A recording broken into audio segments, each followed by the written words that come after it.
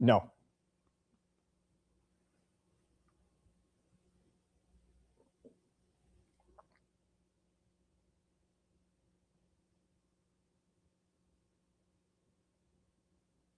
And Damon, we're starting to move into our digital weather center right now as the Severe Thunderstorm Watch is in effect until about 9 o'clock, as we mentioned.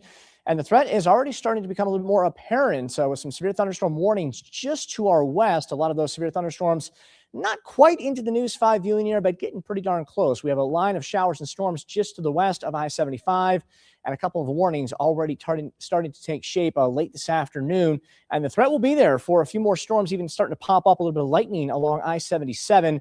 So the threat will be there for some damaging winds, maybe some large hail, and also some torrential downpours as we're looking at a lot of instability in place for most of the News 5 viewing area late this afternoon into this evening. And we're already starting to see a little bit more of that potential of some severe weather throughout the latter half of this afternoon. Looking at at least a 2 out of 5 risk for some at least damaging wind potential and also that isolated large hail threats. Tornadoes, not necessarily at least likely 100% by any stretch, but it is pretty low. But we'll certainly keep an eye on things as we get into the second half of this afternoon as our cold front continues to march eastward, and we'll start to see those increasing shower and storm potentials here in Northeast Ohio throughout the afternoon and evening, but definitely a little bit more potential of some damaging winds and some large hail with temperatures well into the 70s already with those mid to upper 70s here in Northeast Ohio. How long will this severe potential last? And will we see any changes behind that cold front? We'll be talking more of that coming up later in the newscast. All right, for those folks here on our streaming platforms, Facebook and YouTube, welcome. We do have a lot of potential of some stronger storms that have begun to arrive. We're kind of simulcasting from our digital studios here at News 5, so I'll be kind of interrupted necessarily for our newscast during the next about an hour or so, but we'll stay with you as long as we need to. We'll track that potential of some stronger storms here in Northeast Ohio yet again on this Tuesday afternoon. So let's kind of orient everyone on our YouTube and Facebook channels.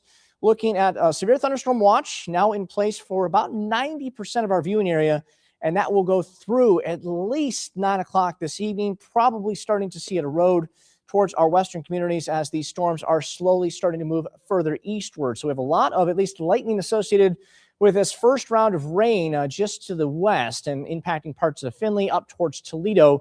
So not necessarily including any of our News 5 communities at the moment. We will have to wait until the warning kind of gets a little bit further eastward to potentially see those stronger storms. But lightning is going to be a big factor again today as we have a lot of instability within the atmosphere. And that's kind of the gasoline that it definitely lends to that potential of some stronger storms building back in. So we'll definitely have to keep an eye on things for the next several hours here in Northeast Ohio. So let's kind of get a little bit more of a closer look to our west.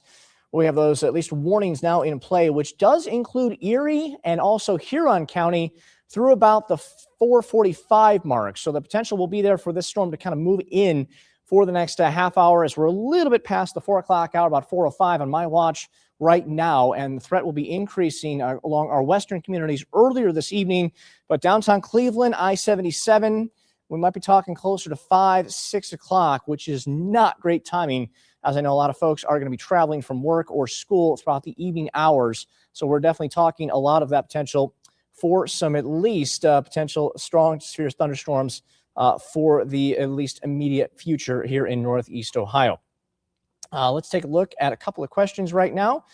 Let's see. Picks Ellie Kids. Medina will definitely see that potential increasing later in the evening. So I think probably closer to about 5, maybe even as late as 6 o'clock.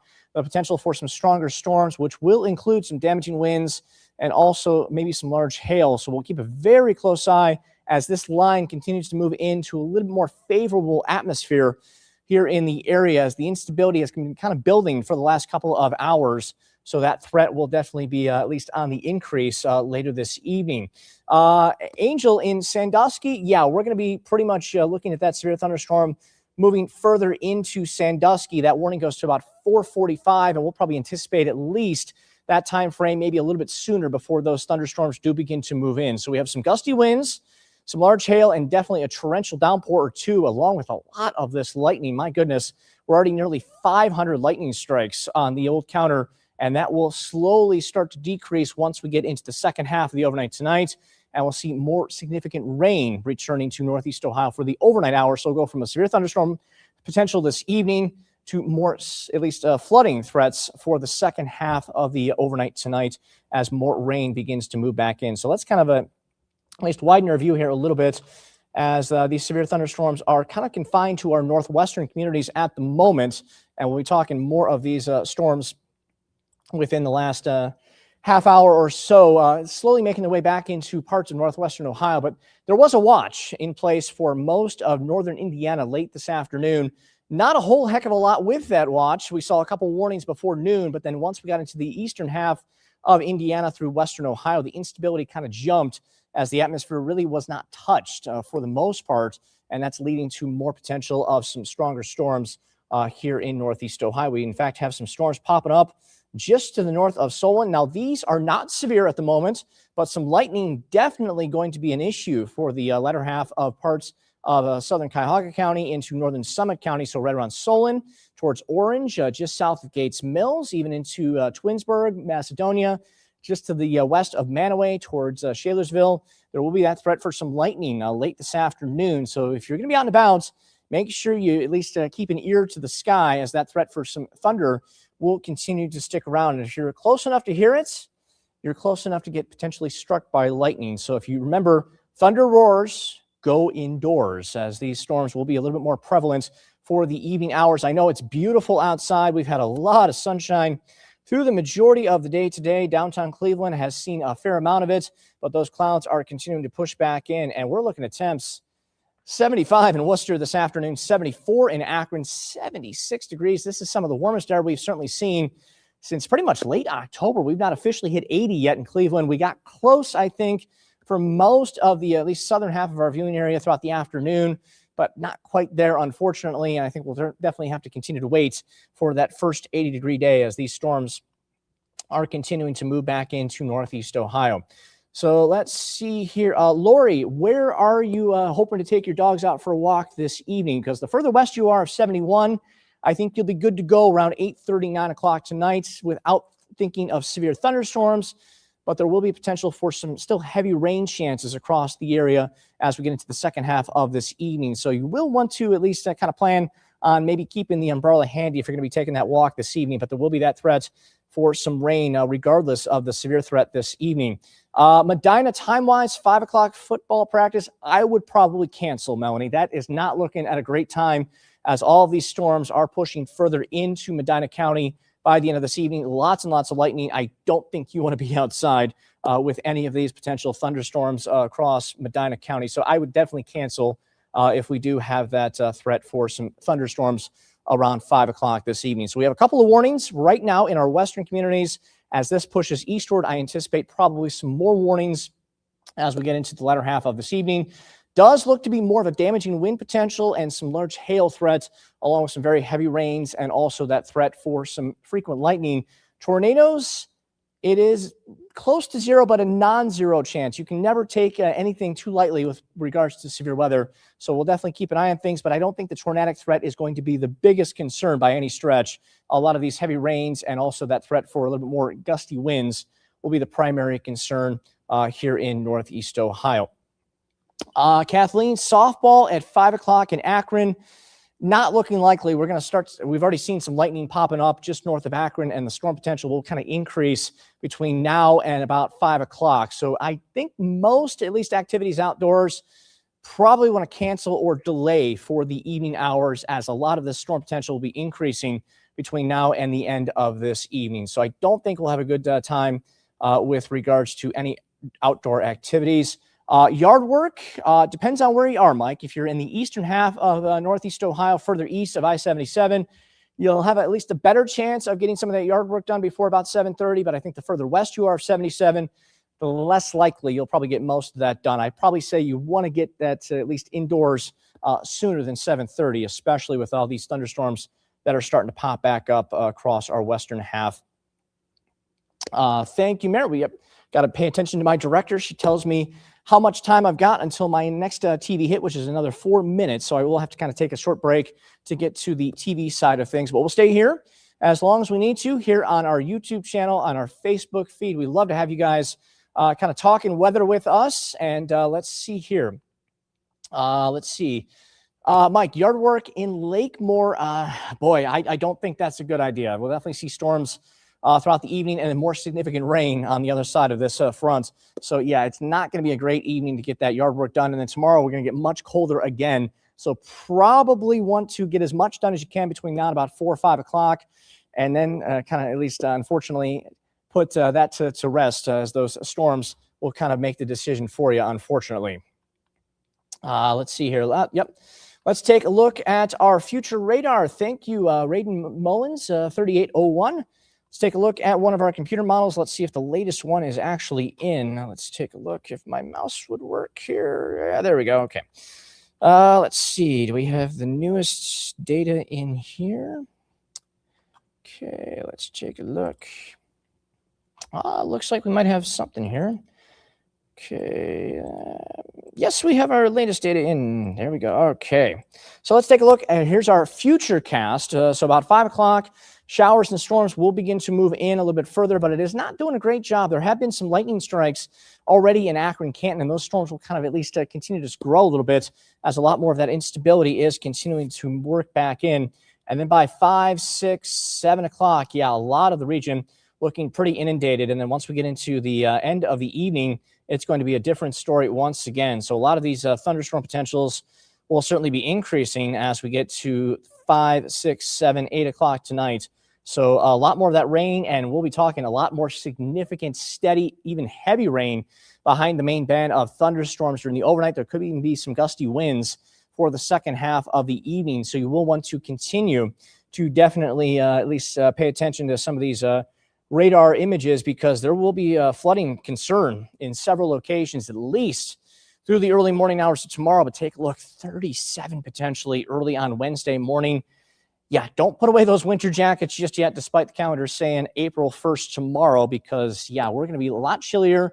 Not going to be snowing by any stretch, I don't think. We'll maybe see a flake mixing in a couple locations as temps mostly into the mid-upper 30s for the end of this afternoon through the day tomorrow. But we'll be certainly talking at least some rain through the majority of the day Wednesday, as temps will be in the 30s and 40s. So it's going to be a very chilly, kind of clammy, just kind of raw day here in Northeast Ohio for the first day of April. A bad April Fool's trick on Mother Nature's part for sure.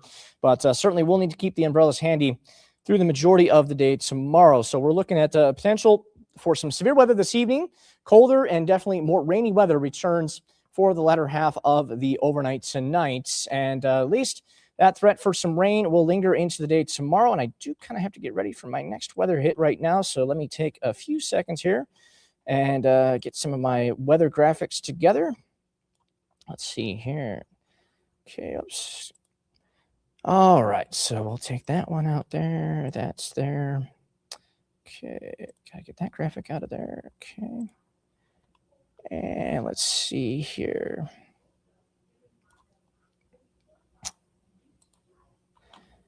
Okay.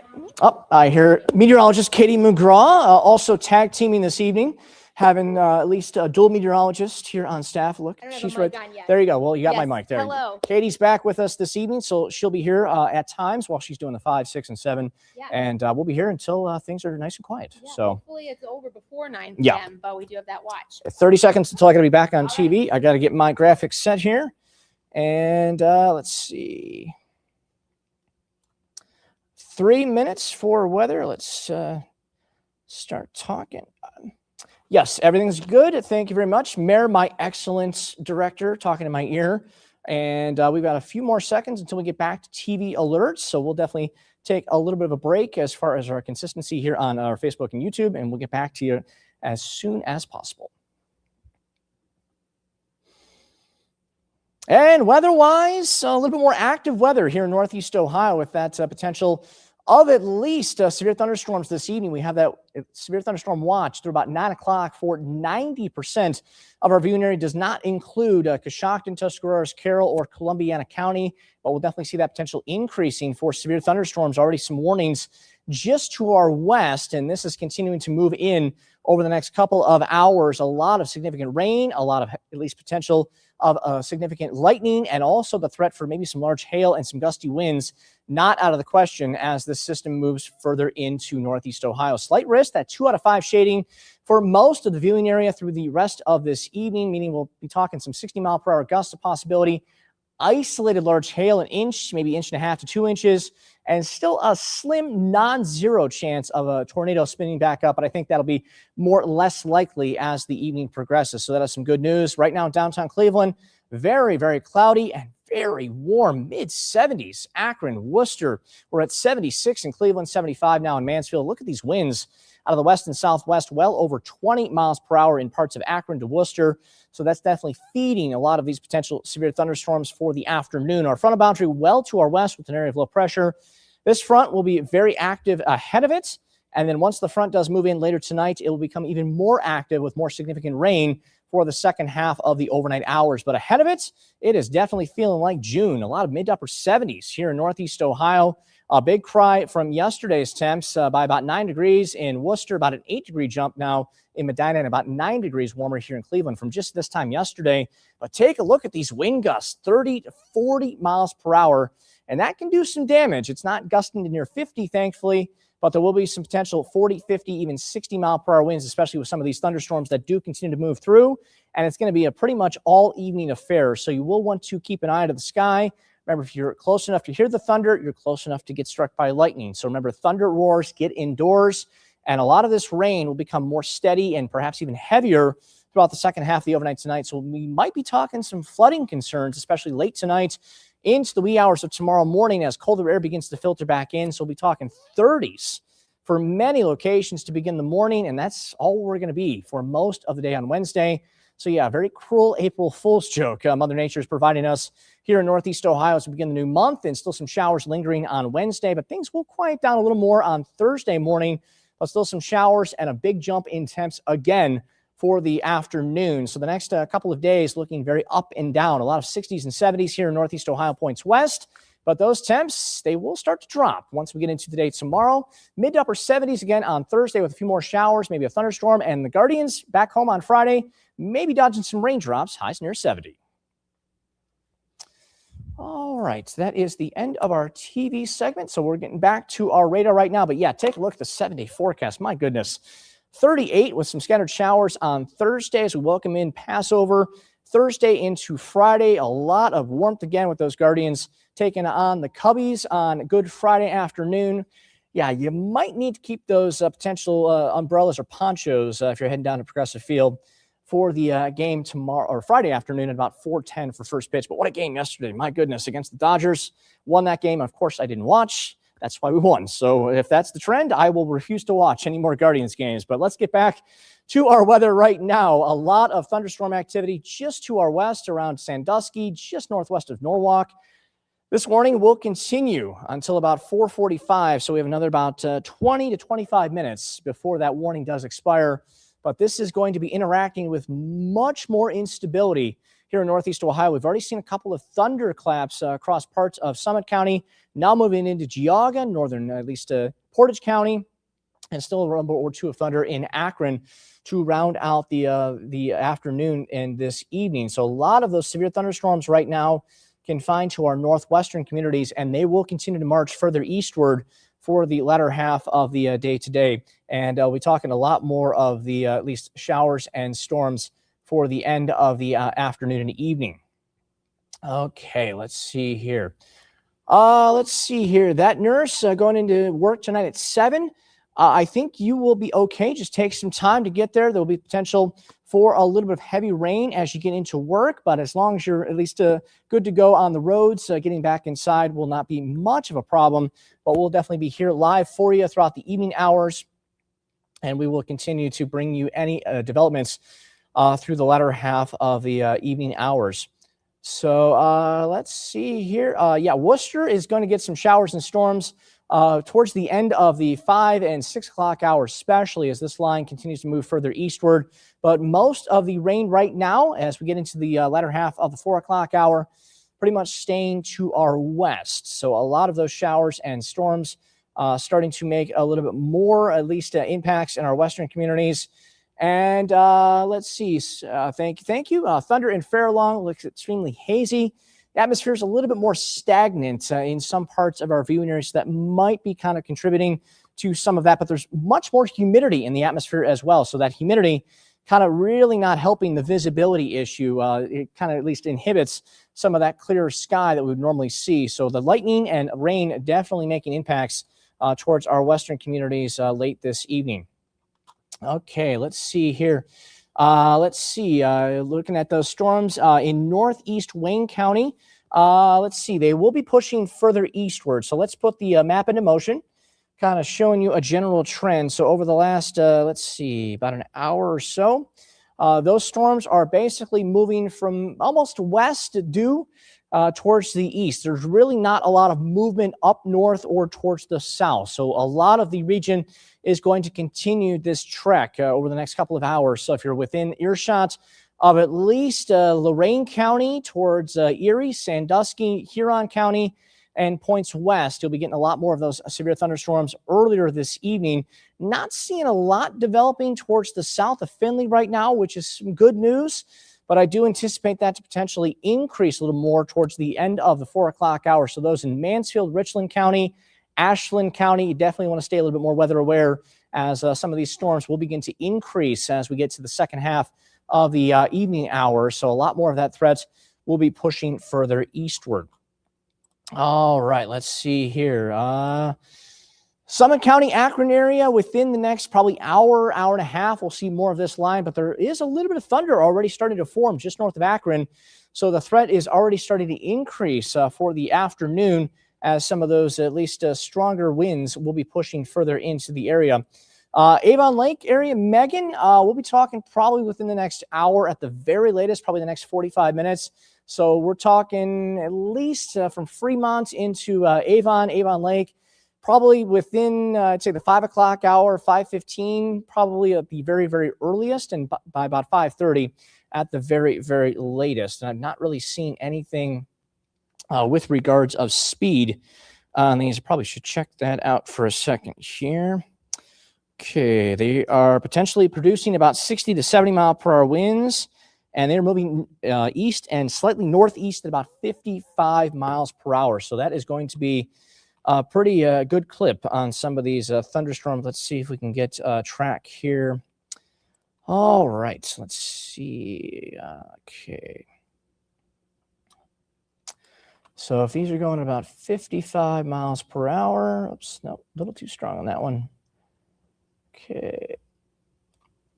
Okay, so we're looking at least areas around the Norwalk and Huron area, probably a little closer to about 5 o'clock. So my estimates earlier, probably even a little bit later, 5:30, 6 o'clock for parts of Lorain County down towards Ashland County, as these storms are moving at about 55 to nearly 60 miles per hour. So the at least threats will slowly start to increase in our western communities. So definitely, if you're able to hear thunder, get inside from Huron down to Norwalk. Clyde, you're definitely hearing that thunder right now, as a lot of that instability is continuing to increase with a lot of these thunderstorms here in the area, and even some thunder just to the east of I-77 around Huntsburg towards Mesopotamia, Parkman, north of Manaway towards Nelson, even into Hudson. A few rumbles of thunder this evening, but that is nothing compared to this, at least blob of lightning and thunder and rain and perhaps even some large hail a threat. So let's take a look at some of these at least thunderstorms a little bit more in depth right now. So let's take this lightning off, because that's kind of at least confusing a little bit. But yeah, the potential will be there for some hail out there. Maybe noticing a little bit of a small to large hail of about a half inch to maybe an inch in a couple locations to the north of Fremont and just to the south and west. Some of those purple colors indicate a little bit of hail potential over the next half hour or so in parts of our western communities. And that's going to be, I think, a bigger threat than tornadoes, which is actually kind of a mixed bag. You really don't want to have hail damage any of your roof or anything outside. So hail can do some damage. It's about the size of a quarter or bigger, so that's about an inch. And we might be talking an inch and a half, so about a $50 size, and maybe in a very isolated chance of a ping pong ball size hail ball not coming out of the sky, at least immediately, but there will be a threat of maybe a little bit of that within the next couple of hours. So right now, a lot of this potential will be at least some stronger, rain and thunderstorms as we get into the next couple of hours. So the threat is increasing here in Northeast Ohio. And Sean, tornadoes not looking likely. The threat is kind of there, but it is kind of minimal. So we're looking at a slim chance, a non-zero chance, but I think most of the area should be within at least a severe thunderstorm category of some damaging winds and perhaps some large hail. And about 5 minutes till I come back on TV. Katie, do we have any new information? No, I just wanted to come in and will you ask Mayor to put my mic on? Mayor, it is Katie's mic on. She's getting it. Yep, we're getting there. All right. No, there's. What are you getting? Any good questions? Lots of good questions as always. Timing. Yep, we got you now. Yep, there we go. Slowing down a little bit. It's about 55 miles an hour with some of these storm movements, and I'm anticipating probably a little bit of development ahead of time. We're looking at some storms kind of firing up ahead of the main line. Not a lot of at least lightning with association in those, and we're talking some at least maybe large hail, inch and a half, 2 inch. At least very isolated potential for the latter half of this evening. So we still have that severe thunderstorm watch until about 9 o'clock tonight. Okay, I'm going to turn the watch off actually, just because sometimes I feel like it's too much. I think that took all the warnings off too. You need to go into the menu. Yep, go on the menu. Yep. Well, I just want to look and see with it off for a second. So these aren't too strong yet. No. These ones.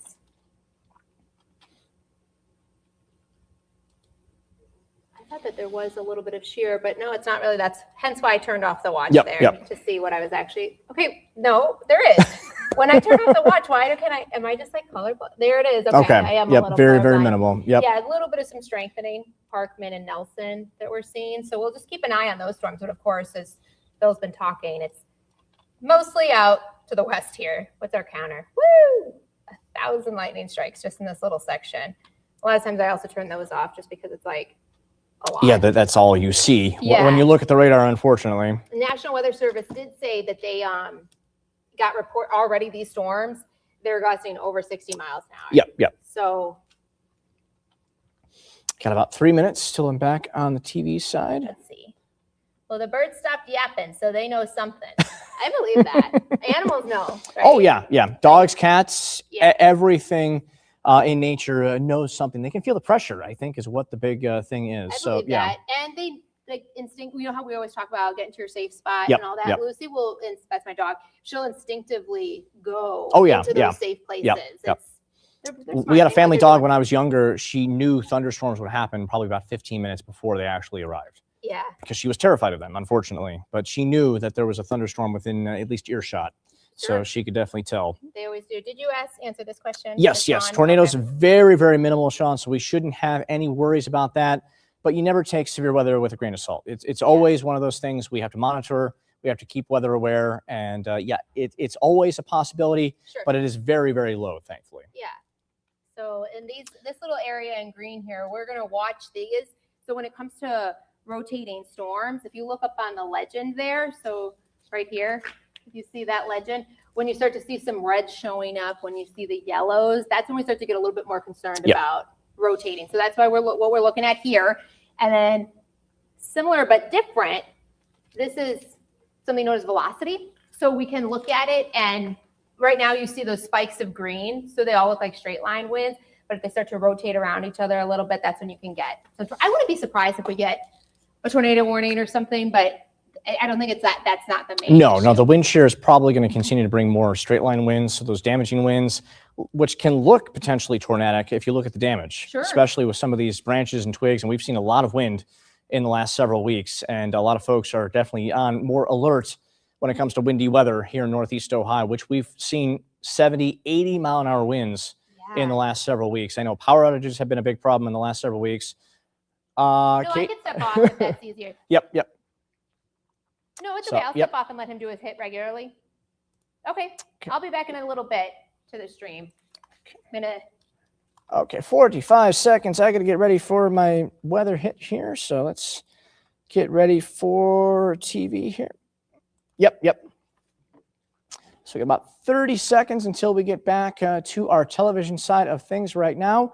And we are still under that watch until about 9 o'clock for pretty much everywhere here in the area. So we'll take a short little break, get ready for TV for the next hit this afternoon.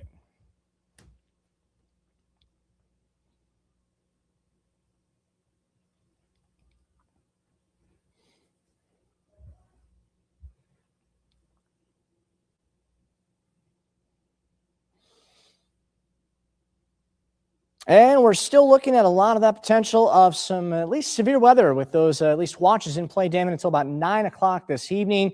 Severe thunderstorm warnings still impacting our extreme western communities, not necessarily moving into all of our western communities, but starting to see a little bit more of that around Sandusky to Norwalk, just to the north and west of Willard, and Mansfield in the clear for the moment. But there are some rumbles of thunder just to our north and west of greater Cleveland, and that threat is going to be increasing for the latter half of the day today. A slight risk, that 2 of 5 shading for most of the viewing area, and we are looking at the potential for some damaging winds, 60 miles an hour or stronger, isolated large hail, and a very small chance, but still a possibility of seeing a brief spin up. But a lot of cloud cover here in downtown Cleveland and a lot of warmth late this afternoon as temperatures are well into the mid-upper 70s.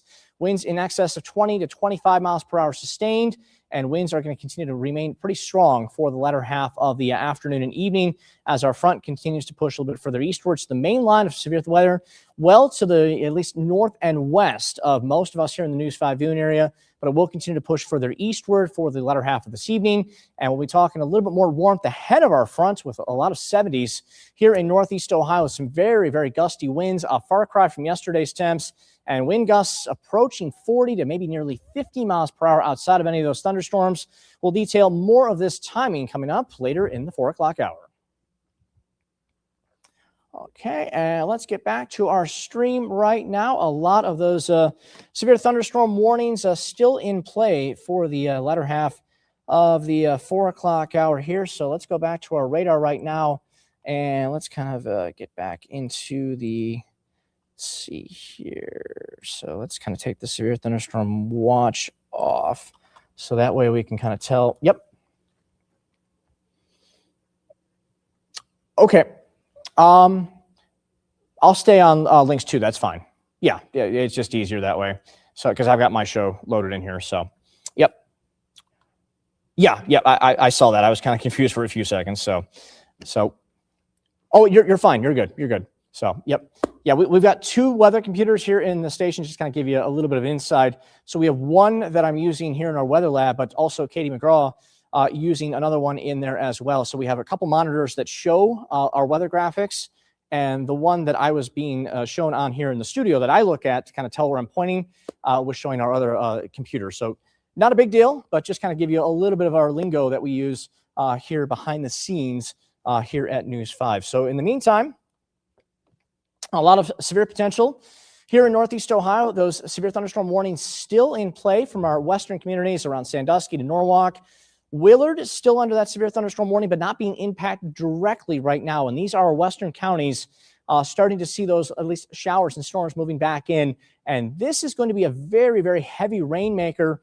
And the lightning is going to be definitely impacting many, many locations here in northeast Ohio. Take a look, over 1,000 lightning strikes.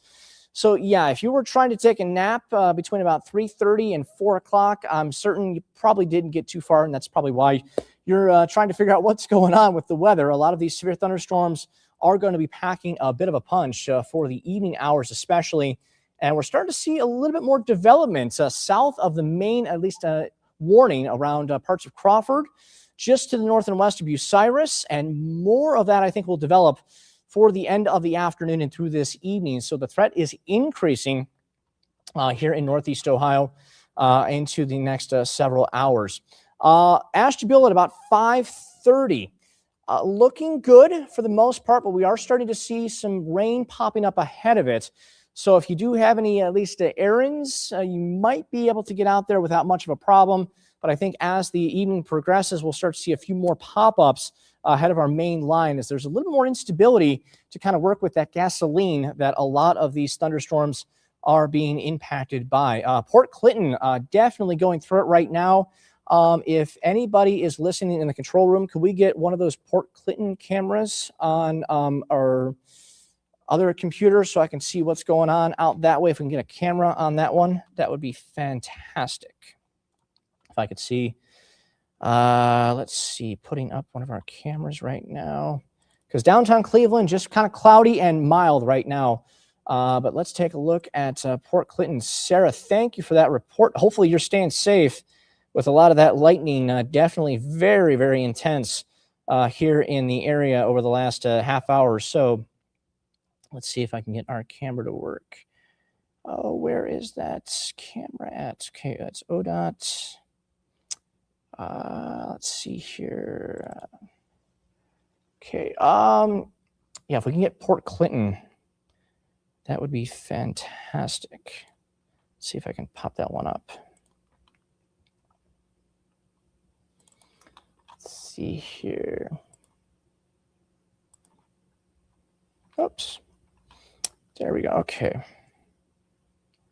Okay, Put-in-Bay, Port Clinton. Okay. And hopefully that camera will feed up. Don't mind the banner there. I changed that with everyone. So let's take a look if Port Clinton will load here, because my goodness, I can only imagine what those cameras are. Oh, yeah, the feed is not working right now, and I'm probably sure that's because of all the lightning and thunder. There might be some problems out there as these storms are really starting to get their groove on within the next couple of minutes, impacting parts of Norwalk towards Willard, Sandusky, the islands. Yeah, it's going to be a light show with some very heavy and steady rain for the next half hour, 45 minutes. Let's see here. Let's see, retired JW, Lorain getting hit probably between about 5 and 6 o'clock this evening, as this line is moving at about 55 to 60 miles per hour. So you got probably another 45 minutes before you start to really kind of see and notice some of those lightning bolts in the western skies. So if you have anything to do, probably want to get it done before about 5:30 at the very latest around Lorain County into parts of at least Norwalk down towards Willard, Shelby, Mansfield. Still looking pretty quiet right now. Still a few rumbles of thunder towards the north of Freedom along the I-80 corridor. Manaway, a little bit of rain out there, but not a lot of lightning, thankfully, with these, as they're a little bit weaker, well ahead of the main thunderstorm complex as this continues to move further eastward, and starting to see a little bit more development to the south of the main severe thunderstorm warning, which is kind of at least not been extended. So that is some good news. We're still about 5 or 6 minutes away from that warning being issued or expired. So about 4:45, let's take a look at what the National Weather Service is having to say on the situation here. Okay, all right. Let's see. So the potential will be increasing between now and about 6 o'clock for most of the viewing area. And we still have that one warning in place, but it has not been extended at the moment. So we'll keep a very close eye on this as we get into the next half an hour. And let's see. All right, let's refresh let's see if this will, okay. Let's try to get the Port Clinton camera again. There we go. Look at that. Okay. We got our camera. It did work. Thank you, meteorologist Alan Nosif, on letting me know that it was just not working for me, which is usually a typical thing. So this is actually Port Clinton. Don't mind the edge water up there. I probably should change that. As these thunderstorms are continuing to bring a lot of heavy and steady rain throughout the latter half of the afternoon. And these thunderstorms are really, really causing a big, big concern throughout the western half of our region right now. So a lot of ponding on the roadways. You can see these cars are traveling still at a pretty good speed, so that is some good news. But hydroplaning could be a big, big issue if you're going to be traveling along I-90 towards the western half of the region right now. So we do have that severe thunderstorm warning in play for about another 5 minutes or so for parts of Huron County and also into Erie County. And that has not been extended at the moment. So that is good news, but I'm a little at least puzzled as to why we've not continued that severe thunderstorm warning. Maybe the winds are a little bit less in parts, but the lightning is definitely making a big impact. So let's take a look at our at least winds. Take some of the lightning off right now. So our base velocity is kind of showing a little bit more of those lighter blues.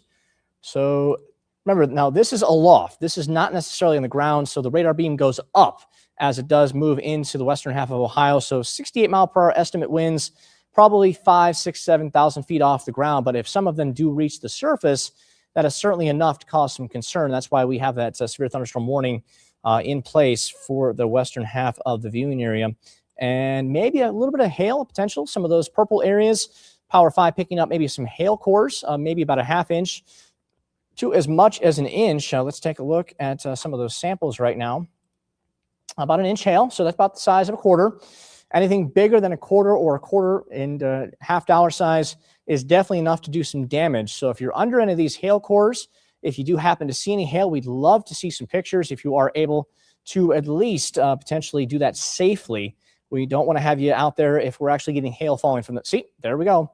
There's our new severe thunderstorm warning just issued, and that does include the extreme western half of Cuyahoga County, all the way down just west of Medina into northern Ashland, northern parts of Richland County, and pretty much everywhere in between. So Lorain County, Oberlin, towards Wellington, Norwalk under that warning. And let's see what time that does expire now. So, whoops, wrong button. Okay, let's see here. So we have that warning till about 5:30, so another 45 minutes before we can at least say that the warning has expired. So a lot of this area, as we've been talking, is starting to see more impacts. So we're looking at a lot more potential of showers and storms in our western communities north of at least the Mansfield area right now, but there are some indications of some of those storms that will be producing some very damaging winds and a lot more potential of lightning, as the lightning counter has just been off the charts. Well over 1,000 lightning strikes in this area alone within the last couple of minutes. So yeah, very strong storm system, and about 3.5 minutes until I get to go back on television for the last half of the 4 o'clock hour. And let's see here. Okay. Thank you very much. Thank you. Okay. Carroll County, I don't see a lot of the thunderstorms that are impacting our western communities right now, but there are some developing storms just to our south, Shane.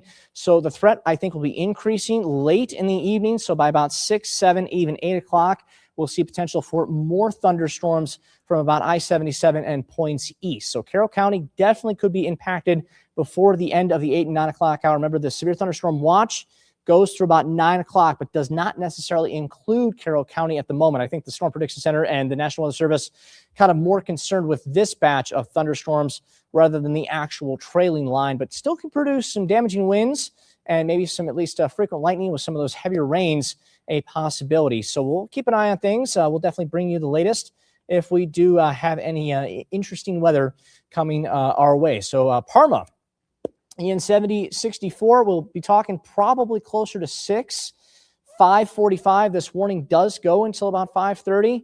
So at least the western half of Cleveland towards Lorain County under that warning until about 5:30, 5:45, and then we'll see probably more of it moving further into parts of Strongsville, Parma, and along I-77 by the end of the 6 o'clock hour. So right in the at least heart of that rush hour, unfortunately, for the evening. Wellington, we'll definitely see that potential for some showers, some rumbles of thunder, and the threat will be increasing as we get into the second half of the evening. So a lot of that threat will be interesting to track out. Medina County, clicked on the wrong, no rotation, at least at this point.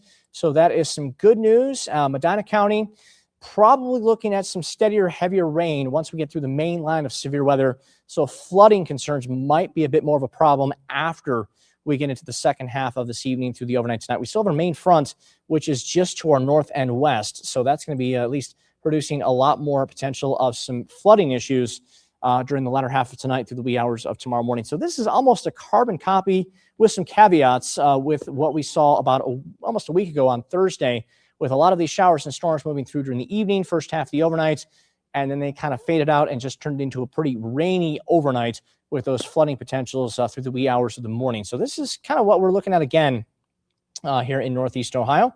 One more minute until I get to go back on television. So let's take a look at Port Clinton. Definitely a very rainy sight, but at least the camera's not jostling too much. So that is some good news. The winds aren't really showing a lot of signs of keeping things very, very at least shaky on the camera. So that is some good news there.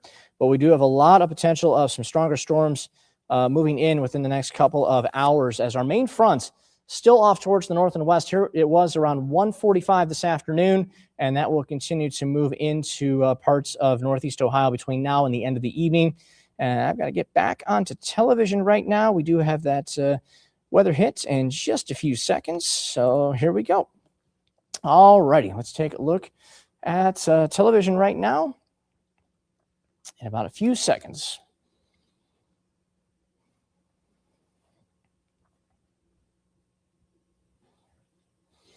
And welcome back. A lot of severe potential here in northeast Ohio, live in our digital weather center this afternoon, tracking a very, very potent line of showers and storms to our west. We have a severe thunderstorm warning, which does include parts of at least Cuyahoga down to Medina and points west, northern parts of Ashland, Mansfield County, or Richland County towards the north of Mansfield under that severe thunderstorm warning through about 5:30, excuse me. We have this watch in play until about 9 o'clock for most of the News 5 viewing area, with the exception of Coshocton, Tuscarawas, Carroll, and Columbiana County, with a threat for more showers and thunderstorms for the end of the afternoon into this evening. We also have that threat for a lot more severe weather here in northeast Ohio for the end of the evening, with those 60-mile-per-hour wind gusts and a potential for some isolated, at least large hail, with maybe at least a possibility, a very small chance, thankfully, of an isolated tornado this evening. So a lot of those severe thunderstorms will continue to move through as we get into the second half of the day today, and a lot more in the way of cloud cover here in northeast Ohio right now. And we'll be talking temperatures well above average, some mid-70s for Akron to Worcester, 76 in greater Cleveland, and 75 around Mansfield. So a definite very warm end to the afternoon and evening. And we'll be talking a lot more showers and storms with the main front, and that will slowly start to at least dissipate the severe weather, but more rain and perhaps even some heavier downpours behind it will lead to more flooding as we get into the second half of the overnight tonight. So at least some temperatures into the 70s to enjoy right now, but a lot of severe weather, a lot of instability within the next couple of hours. So don't get too used to the 70s as we'll be looking at those temperatures dropping behind our front. So a lot of that's at least change on the plus side from 24 hours ago, but the threat will be increasing for some colder air as winds will shift more from the southwest right now, gusting to about 36 in Cleveland, 14 in Medina, near 40-mile-per-hour gusts in Elyria. And we'll be talking more of those showers and storms kind of weakening a bit as we get into the second half of the evening and overnight, to becoming more of a at least rainy night with some heavy downpours and some gusty winds still a possibility, as temps will fall back into the 30s during the latter half of the evening through the morning tomorrow. So a very chilly rain for most of the region as we wake up on Wednesday, April Fool's Day, which is very cruel for Mother Nature to kind of do this to us, as we'll be talking 30s for most of the day tomorrow. And the threat will be there for a little bit of at least scattered rain for the majority of the day Wednesday, and still a chill in the air to wake up to on Thursday morning. But we'll still be looking at some shower activity with temps slowly starting to bump up again for the end of this week. So in the meantime, very warm across northeast Ohio right now, 60s and 70s for most of northwestern Ohio, starting to cool into those 60s, but 40s around Saginaw, 58 in parts of western Michigan, and 40s across most of at least eastern Wisconsin, as temps will fall back into the 30s for highs by at least Wednesday, mid to upper 70s again Thursday, and then 70 degrees a possibility for Friday. That ball game in the afternoon might be a little soggy. We'll be tracking some raindrops out there, but then back into the 70s before things start to cool down with a little more rain to wrap up the holiday weekend. We'll probably need those jackets on Easter Sunday with highs in the mid-40s. Okay, back to our live stream right now. We still have a couple of warnings that are currently in play right now. So meteorologist Katie McGraw will be back on the TV side for the rest of this evening, so I'll be able to stick with you guys as these warnings continue to pop back up. So let's take a look at our storm track across northeast Ohio. If these are moving, let's see, in the next couple of hours, let's see, about 55 miles an hour. Oh, good grief. Okay, let's take a look at our storm track here. Okay. Let's see here. Okay, so within the next half hour, 40 minutes for Million, threat for those storms starting to move in right now. Let's move this a little bit further into lane here. Okay, so let's take a look at within the next 10 or so minutes, Big Island towards Florence, down towards South Amherst before about 5 o'clock, as more of these storms will begin to move in to these areas. So a lot of people need to at least get indoors with these storms that are slowly making their way back in to the western half of Huron and Erie County. And a little bit of lightning kind of taking shape just to the north of Oberlin around Elyria. So there will be some lightning strikes out ahead of our actual line of storms, which is certainly very, very much inundating Norwalk up to Sandusky. And certainly the islands are probably getting a good number with a lot of these thunderstorms late this afternoon and early evening. And not much well ahead of the line. That's kind of fizzled out, thankfully, for most of northern Portage County into Ashtabula County, with not a lot of lightning being reported at all. So that is some good news. So this main line of thunderstorms is certainly going to be the biggest concern for the area at the moment. So let's take a look at some of the stronger winds. Are at least a hail potential kind of still there.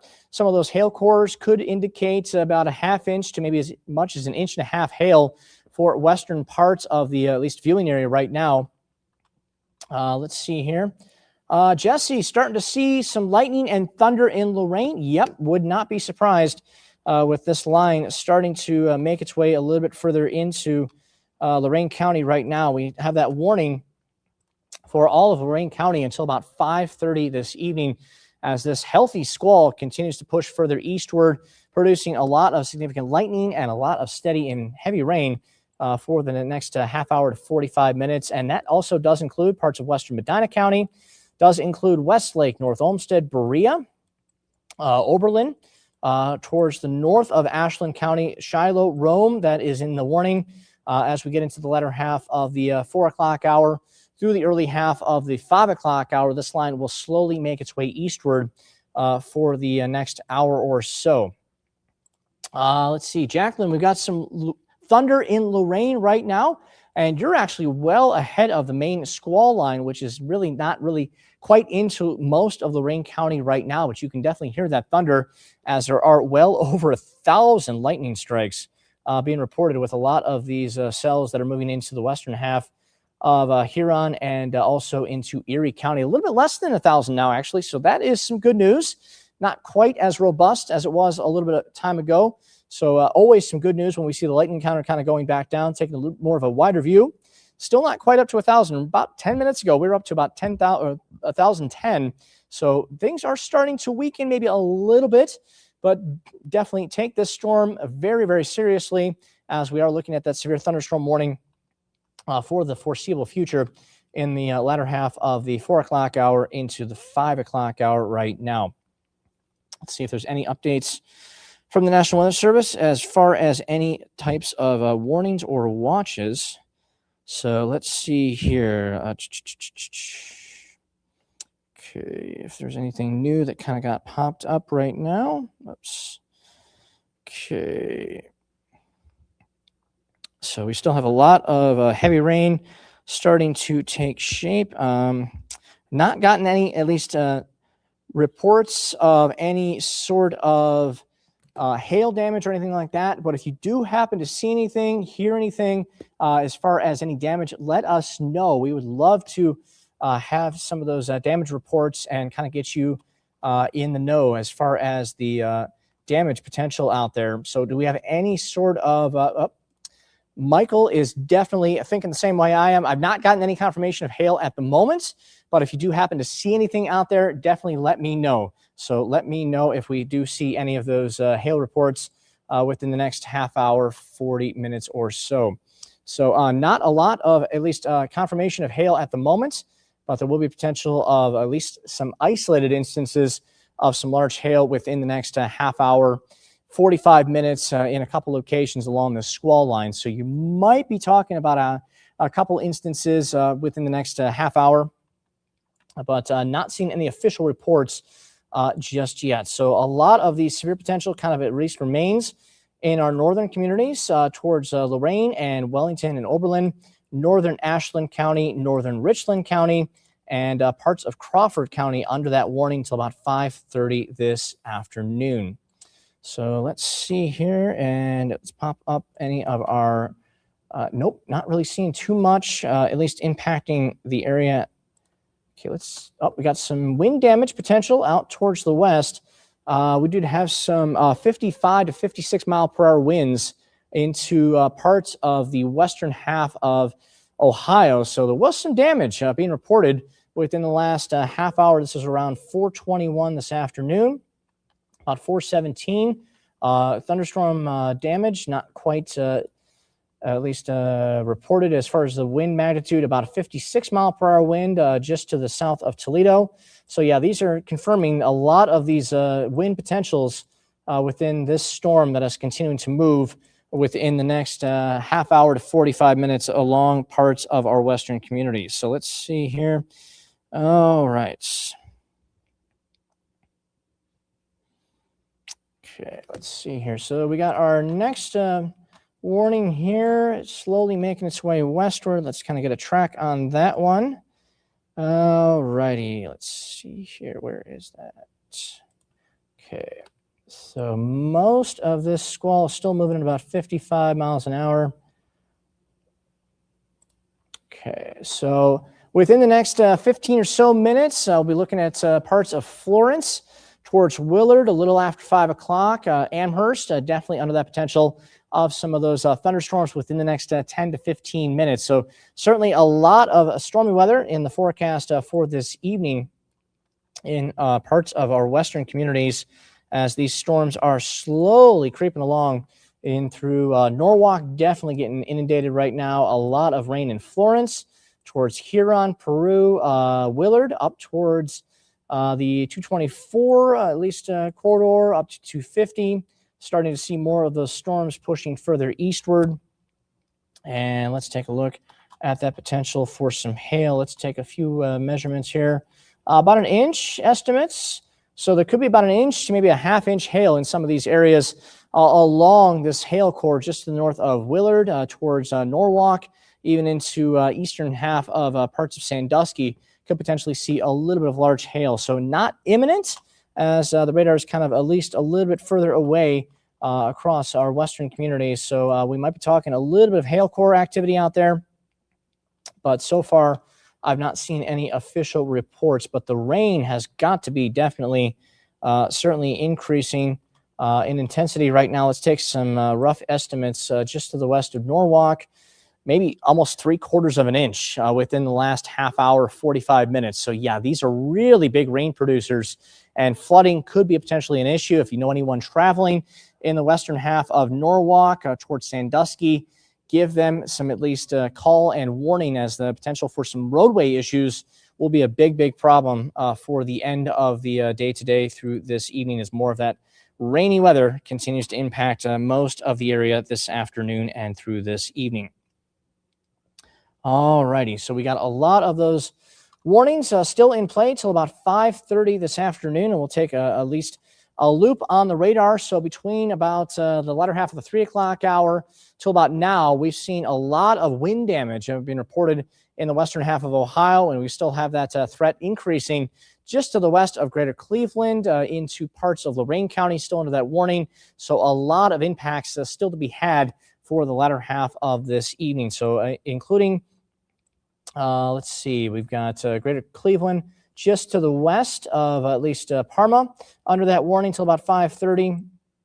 And there are a lot of at least indications of some significant rain moving now into parts of western Lorain County around parts of Vermilion. Definitely a very rainy start to the 5 o'clock hour down to Florence, Wakeman, Clarkfield, New London. A lot of these raindrops could potentially be very significant into the 5 o'clock hour. Let's see.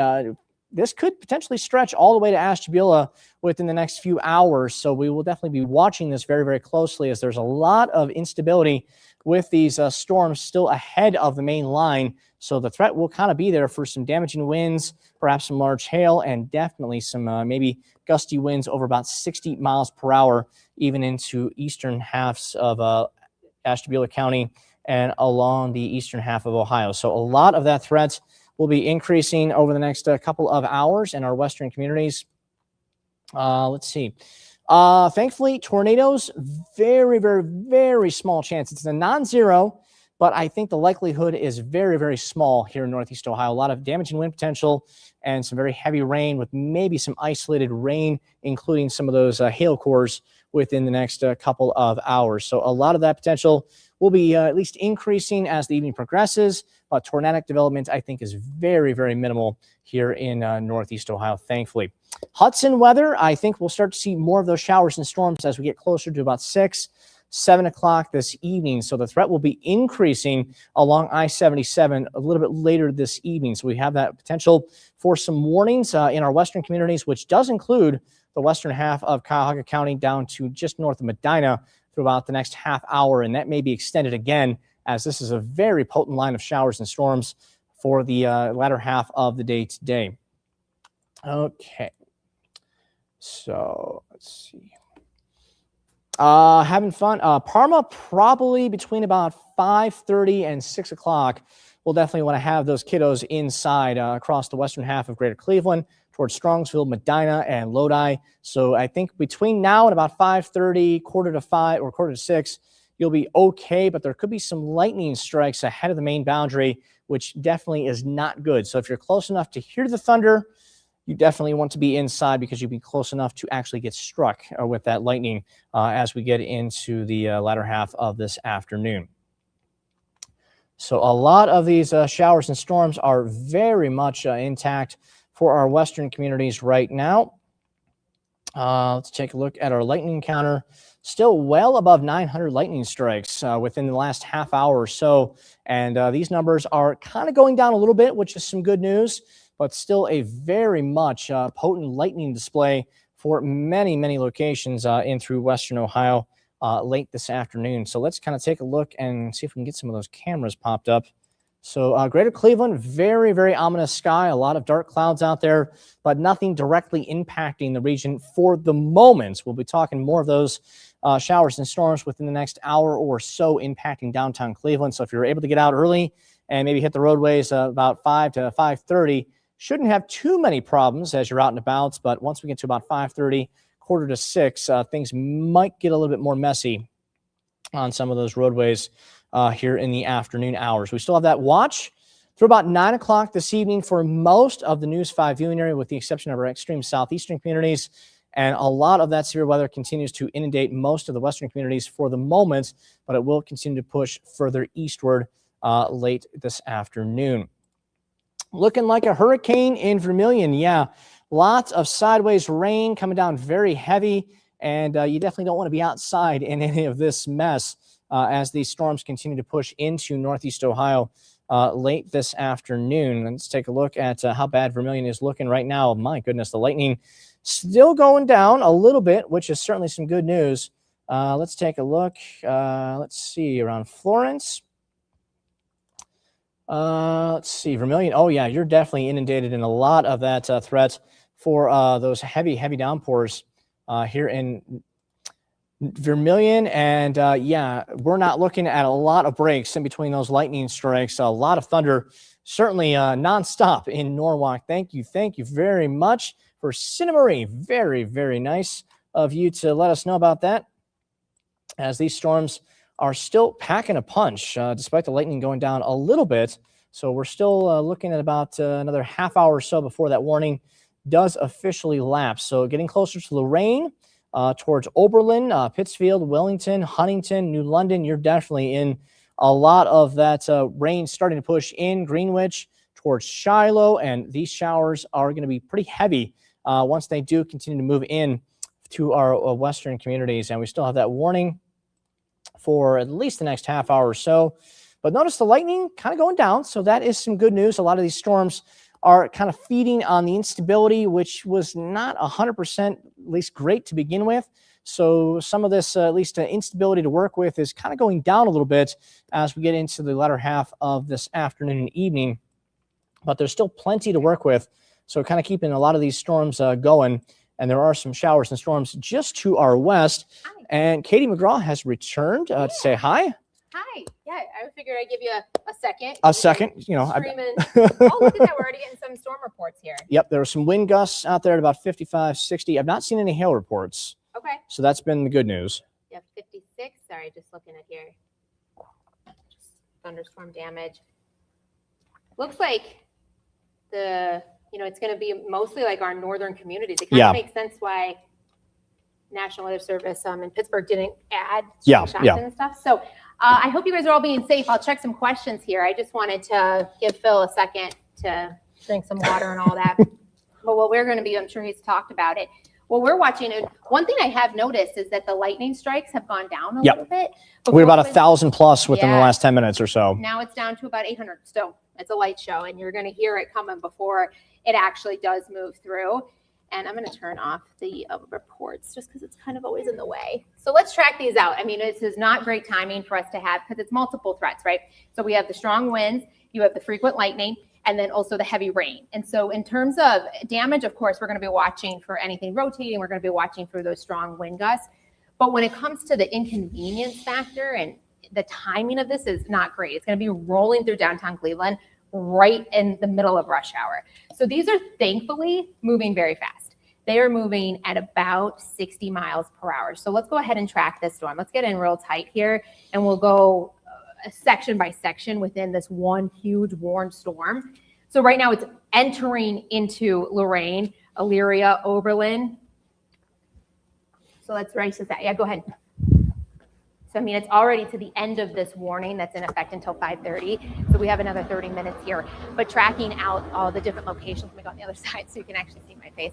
So Avon, it's always so hard for me to see. I apologize. So Elyria, we're sitting at about 5:12. For Sheffield, 5:13. So you have just a couple of minutes until the worst of this is going to be at your doorstep. And you're probably already noticing it out ahead of these storms. It's probably getting dark. You're probably maybe even seeing a shelf cloud. I've seen some reports of that across the area. And so even before that first raindrop falls, you probably know that it's coming.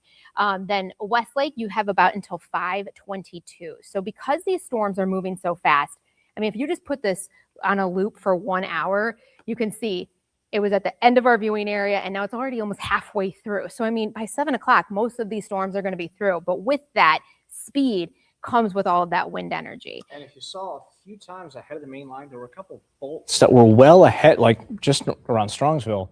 Oh. You don't really have a lot of time to get indoors. So probably want to stay inside because there could be some lightning 10, 15 miles ahead of this storm. As the storm clouds are getting very, very high in the sky, they can produce, that's what we call kind of a bolt from the blue. Bolt from the blue, I like that. So we'll check out this bottom section too. So we have, move it this way. So New London, 5:10. We're sitting at 5:08. So I mean, it's time to get inside there if you're not already. Savannah, 5:17. So Sullivan, you're sitting at 5:21. Polk, 5:24, and Homer at 5:26. Now elsewhere across the area, this is like our main line. Now with that said, there's going to be more storms and definitely more rain later this evening and into tonight as well. But majority of these storms are in the northern half of our viewing area, which we had talked about that risk and how the northern half along and north of US 30, you have the best chance. So there's going to be some questions here. I'm sure getting dark in Menor, someone just said, and that's way out ahead, but there is some activity out across the lake too. So if you live in southern Richland County, you live in southern Ashland, you live in the southern half of Worcester, kind of cutting right through a lot of these counties here, Stark, you have a much better chance to not see severe storms with this first round of storms because it's really favoring that northern side. So St. Robert, Missouri, Sean was asking about. So we're covering for Northeast Ohio, unfortunately. So we're going to stay with Northeast Ohio there. A friend in North Olmsted, or Olmsted Falls, just said, okay, this storm is scary. It's loud. It's bringing some of those strong wind gusts. The National Weather Service, the thing that's notable about this severe thunderstorm warning that's in effect until 5:30 is that it has something known as a considerable tag, meaning that winds of 70 miles per hour are possible. So it's certainly no joke. And like I said, there's multiple threats associated with it. So we're going to be watching for anything rotating to. And on that note, I'm going to turn off the lightning. It's clearly there. We're getting tags for almost 70 mile an hour gusts potentially. What would you say, I'm sorry? 70 mile an hour gusts possibility with this squall line. Okay, yes. So that's that considerable tag that we're watching. So thankfully rotation is not overly high. What we're going to be looking for when we're looking for anything rotating, aka the threat for a tornado, is these reds and greens kind of merging around each other, and nothing standing out to me. It's all about the straight line winds. So 60, 70 mile per hour winds, certainly enough to cause some damage. What happened in Lorain and Amherst? So it's moving through Lorain right as we speak, Sawyer. So, I mean, Lorain County is getting hit the hardest at this moment with the damaging winds pushing through heavy. I mean, we could check the rain rate. It was almost 3/4 of an inch. I mean, it is just unbelievable how fast, But this is just round one. They're going to be doing something. We could show you Futurecast too to get an idea. But I've got the 18Z up somewhere. Yep. Right here. Yep. So we got this first round. Yeah, the second round I think is going to be a bigger flooding concern. Yeah. Once we get into the second half of the overnight, there still could be some gusty winds, but a lot of the significant rain after the main line pushes through is going to be just some steady and consistent rain with maybe a little bit of lightning, but I think almost a carbon copy of last Thursday, with the exception of the tornado risk being a little bit lower, thankfully, but still a lot of significant rain during the evening and overnight tonight. Yeah, so Maria just asked this about if we're going to get 2 rounds of severe storms. This first batch is going to be an energy sucker for a lot. With that said, as I just noted, I'm going to go back and forth for just a second. So as I just noted that we have majority of these storms in the northern half. So this area could potentially be untouched by this first round. Yeah. So then as I move into the evening time frame, after 9 p.m., you get that second round through that. I mean, the HRRR, this is a computer model we use. I mean, that's a straight up boat. That's some very strong winds. So this would be, from 10 to midnight as it rolls through an area I have to watch. Thank you for the question, though, Maria. So I'm blanking. Where's Richmond, Ohio? I've seen this question. I don't remember off the top of my head either. I'm so sorry. Let me Google it really quick. I do know this, but mom brain, that's what I'm going to blame it on. I know it's in our viewing area, but I do not remember off the top. It's in Wayne, Medina. Okay. So for you, honestly, you're going to be, in the next half hour for Richmond. So portions of Medina County included in that. So from Spencer to just to the west of Brunswick, Medina proper, not necessarily under that warning. So it's more like by Wadsworth. Yeah. So I apologize. Thank you for the question, though, Blade Williams. So it's always good, right? The severe weather always helps me with geography. I learned a lot of different cities, and I'll always remember that one now. So that's a tough one. I think that you'll get this southern edge, right? In Richmond, it's It's because you're in northern Wayne County. You're not included in this severe thunderstorm warning, but I think you'll be on the next one.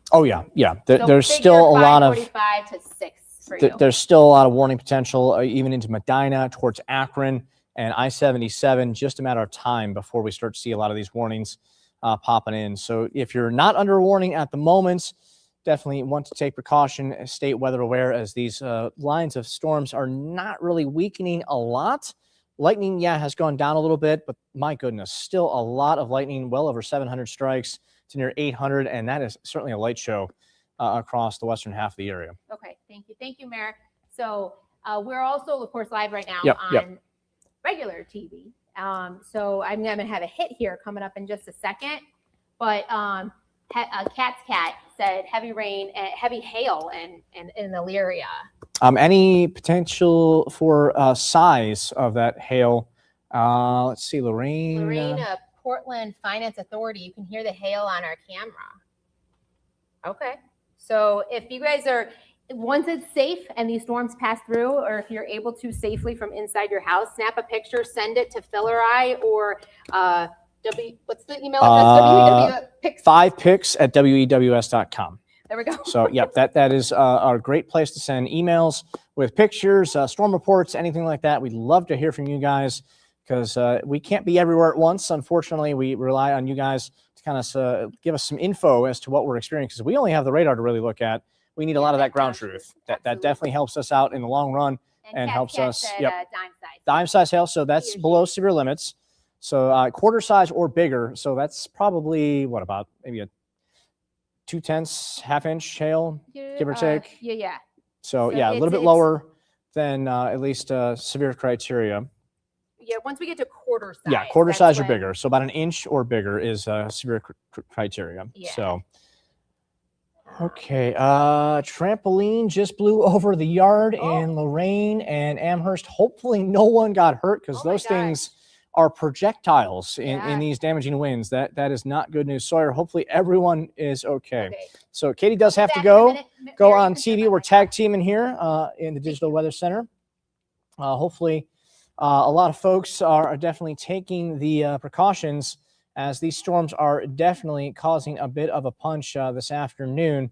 Let's see. Just lost power in Elyria. Yeah, that is also a big concern with a lot of these stronger winds, as we've seen 50 to 60 mile per hour gusts already just to the west of where this line currently is. And the threat is increasing for 60 to maybe 70 mile per hour winds or even stronger with this actual, at least line continuing to move through the region. So a lot of at least very bad weather for the end of this evening. Really bad in Amherst right now. Yeah, it is just a light show out there and the heavy rain. Oh my goodness.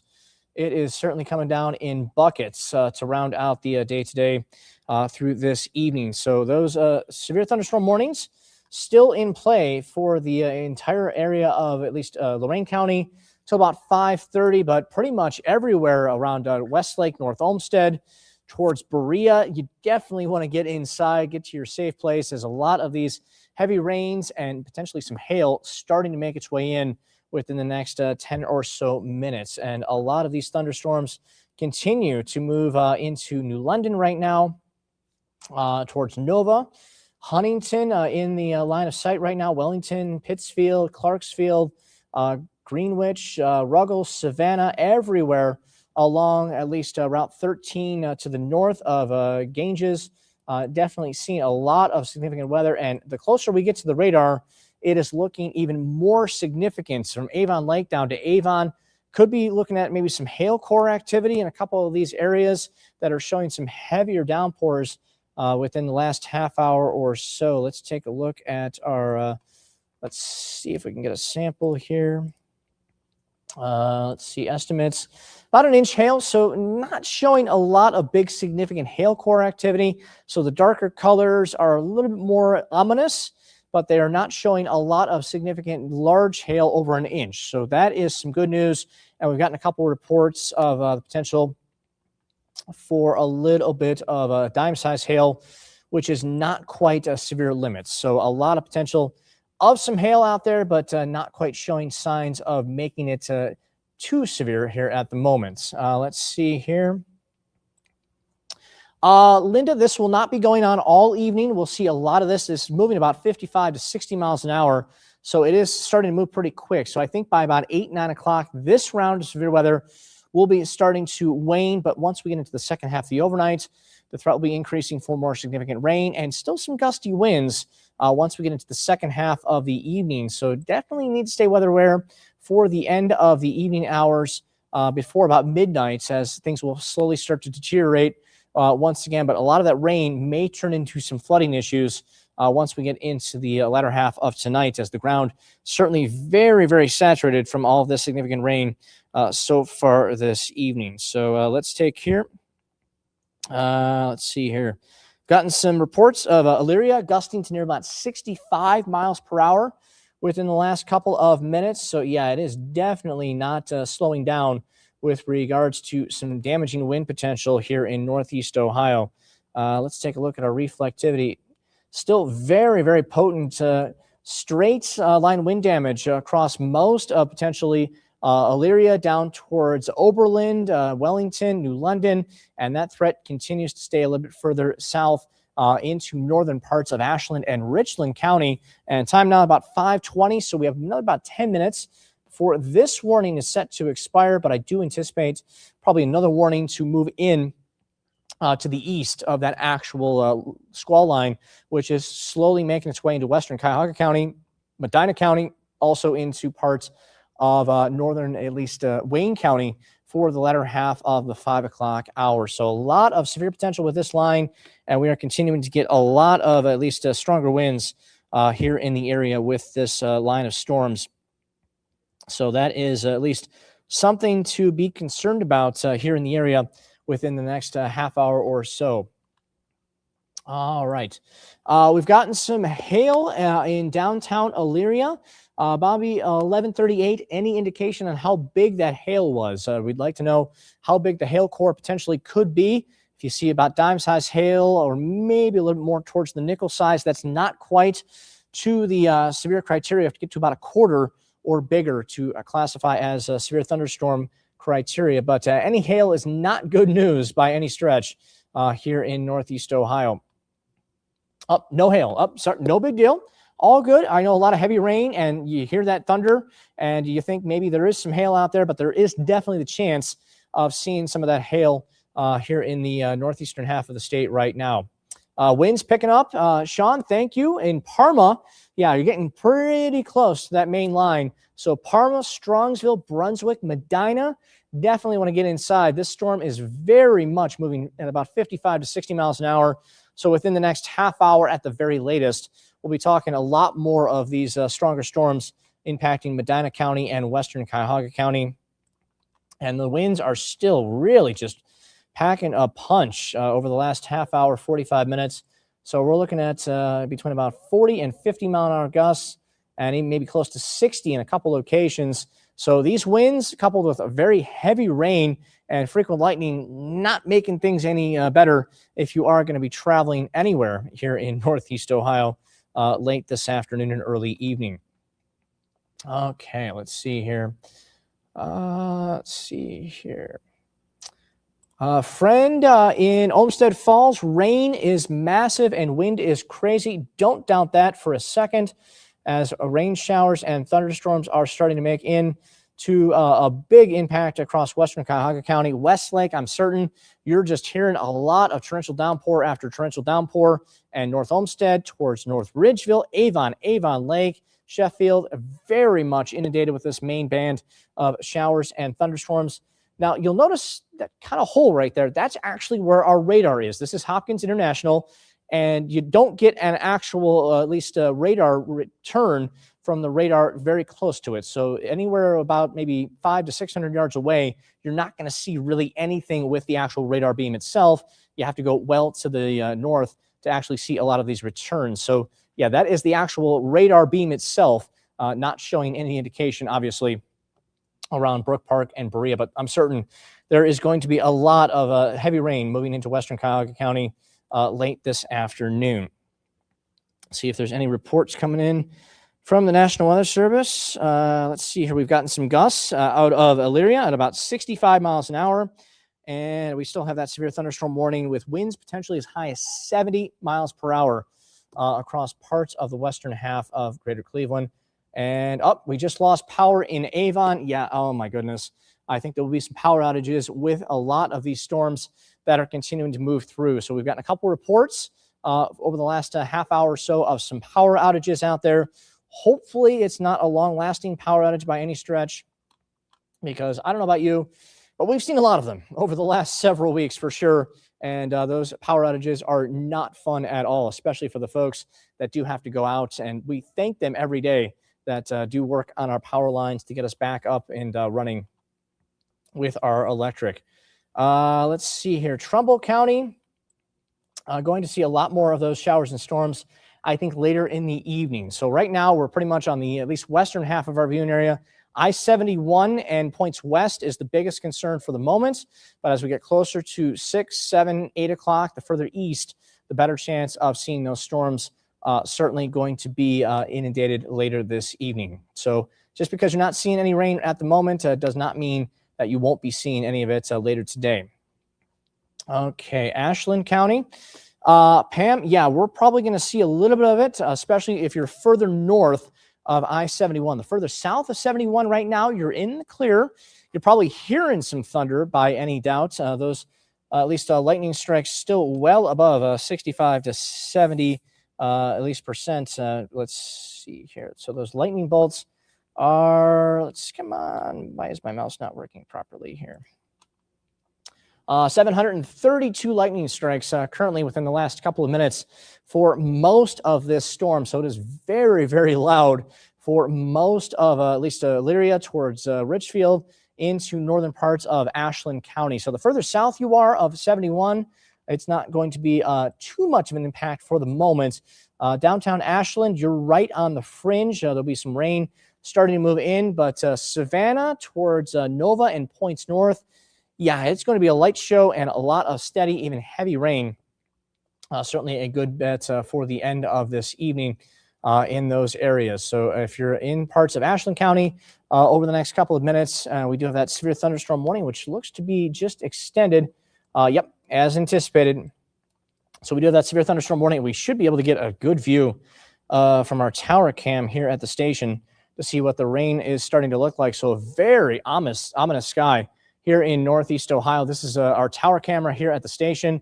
Lots and lots of dark clouds, not necessarily a rainy cloud at the moment, but I'm certain we're talking probably some downpours any minute here at the station. All right, let's see here if we can get another view.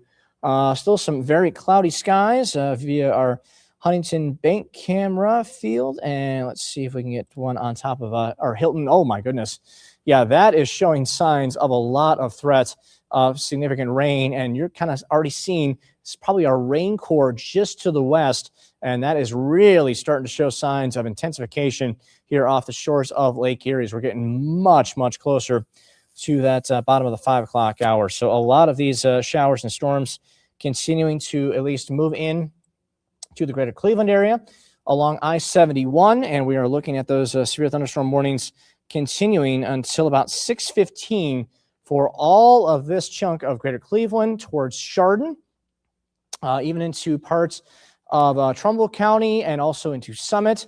North of Greene, that Route 30 corridor and points north, parts of at least Hudson towards Stowe, Medina under that warning, Brunswick, North Royalton, pretty much everywhere here in greater Cleveland. Going to see a lot more significant thunderstorm activity within the next couple of hours. And the lightning has continued to go down a little bit. Certainly some good news there, but lightning, believe it or not, does not actually classify a severe thunderstorm. We only have 3 criteria that do indicate a severe thunderstorm potential. We have those straight line winds of 58 miles per hour or stronger. We usually round that up to about 60. And then inch or larger hail is also the big concern, and or tornado. That is the 3 ways we classify of a severe thunderstorm potential here in the United States. So a lot of gusts continuing to at least to be here over the 60 mile an hour threshold, maybe even closer to 70 as these storms are continuing to move at about 55 to 60 miles per hour. So believe it or not, these storms were into Sandusky only about an hour ago. So a lot of these storms are quick moving, which is kind of a good news and bad news situation. The faster they are, the means we'll be at least not dealing with them for long, but they can pack a bit of a punch with those stronger winds that are continuing to move into Northeast Ohio late this afternoon into this evening. So if you have any damage reports, we would definitely like to know if you have any at least hail, or if you have any branches down or anything like that. We'd love to hear from you guys, and let us know when you are able to do safely. We do not want you to get in any danger or hurt yourself with these storms. Get inside. Center part of your house is the safest part. And if you really feel like you need to, basement is also a good place with some of these very strong winds that are continuing to move through Northeast Ohio throughout the end of the evening hours at about 5:30 this evening. So we are looking at that potential of some stronger storms. Let's see here. Anybody getting any reports of at least hail in Northeast Ohio at all? We've seen a couple of at least isolated instances of some dime-sized hail, but not really seeing too much more than that over the last half hour, 45 minutes or so. So let's see. Let's take a look at these storms slowly making their way east into central Cuyahoga County. So Parma, Cleveland, Independence, Brooklyn, up to the I-271 corridor. It's going to be a little rocky over the next half hour or so. So if you have anything you need to do outside, you probably want to have already gotten it done, as these storms are really starting to move further east throughout the latter half of the 5 o'clock hour. We have that severe thunderstorm warning in place until about 6:15 for most of greater Cleveland and points south and east. So a lot of these warnings are going to continue here in the next half hour to 45 minutes. Let's kind of get a little bit more of this. Okay, we got some pea-sized hail in Columbia Station. Thank you very much. Let's see here. Drew, thank you very much for that report. Just started a storm in Parma. Corey, definitely stay safe as these storms are slowly making their way back through most of central Cuyahoga County, but lightning is continuing to go down. So that is some good news there. Granted, it's still very, very dangerous with these storms that are moving through, but at least the lightning starting to go down a little bit for the latter half of this storm that is moving into parts of western Ohio right now. We got some lights flickering in Berea, very strong winds. Yeah, we've got a lot of reports of power outages within the last half hour, 45 minutes. And unfortunately, I think we're probably going to see a few more. And we're starting to get some thunder here at the station. I think I heard a little bit of lightning within the last couple of seconds here in downtown Cleveland. So it's going to be a bumpy ride if you're going to be anywhere along I-271, 77 north or south into downtown Akron or points north. So definitely want to take precautions. If you're going to be traveling within the next half hour, I would probably wait another hour or so before you go out and about, as these storms are not going to be weakening considerably to where I think it's going to be safe. You really want to stay inside with these storms right now, as these stronger winds could definitely cause some issues here in the next half hour to 45 minutes here in most of greater Cleveland. So we have that warning in place until about 6:15. Okay, we do have a tornado warning in place right now. Let's see where that is. Let's see here. Yeah, we do have a tornado warning. Let's see here. We're all good. Yep, all our phones are going on. Katie is on air as well. We do have a tornado warning. Okay, so we have that warning now in place for greater Cleveland, and I will switch over to Katie's feed. Merrick, can you hear me? Line, but it is what is moving through Cleveland and into Parma. So this tornado warning has been issued because of, let's see what the National Weather Service has here. It does include Cuyahoga, Geauga, and Lake. It is radar indicated, and so that means that what we're seeing on the rotation is what we're concerned about. So let's flip over right away. Well, first off, the winds are incredibly strong as they're moving through. 60, 70 mile per hour winds are going to be a possibility as these storms move through. But what we have is the potential, because it's right over downtown Cleveland, what we don't want to see happen is it actually drop a tornado. So bottom line, if you live inside this pink flashing box, including downtown Cleveland right now, including everybody here at News 5, these storms are moving on top of us at this moment. And so we all want to make sure that we know where our safe spot is. These storms, thankfully, are racing through Northeast Ohio. It's 5:33 right now. This tornado warning in effect until 6:15. So far, it has not been confirmed. That does not mean I want you to go outside and try to see if there's a tornado moving through downtown Cleveland. This is time for you to get into your safe spot. We're actually going to take a look. We do it for you here. So this is what it looks like from our station in downtown Cleveland. I can hear the thunder. Everybody probably across Northeast Ohio got that same alert. It's not just, it looks nasty out there. Tons of lightning, tons of heavy rain.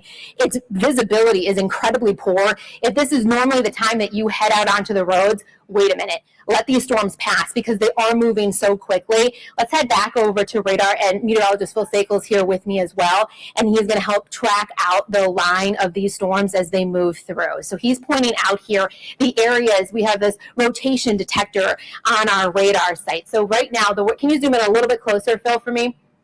So right now, the worst of this rotation here is from Dutch Alley to Little Bohemia, and then also from Miles into Cuyahoga Heights. There's another section, not really, it's just outside of the tornado warning, but it's near just below, a little bit higher, Phil, there you go, near Valley View. So those are the areas that we are watching here. And this little squall that's pushing through, this is not uncommon for Northeast Ohio, for us to have a line pushing through.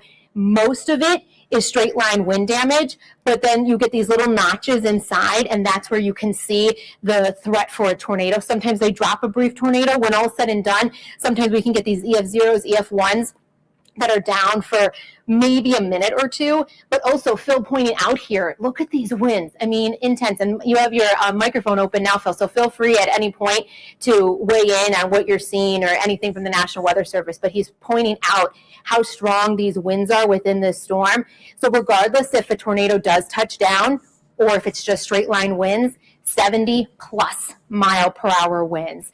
And then, of course, the heavy rain is a concern, the frequent lightning, and the severe thunderstorm warning continues as well. But the main issue here is that we have enough rotation showing up on our radar for the National Weather Service to be concerned that we could see that tornado. And this is the best thing. Honestly, velocity is not doing a good job at all. No, velocity, especially that close to the radar, it's Yeah. not really a good thing to use. And our shear rate detector is certainly some indications of rotation. But Katie, you notice it is kind of lining up. It is. So it's not showing a lot of like individual area. I mean, there's some, but it is kind of lining up rather than actually staying in one place.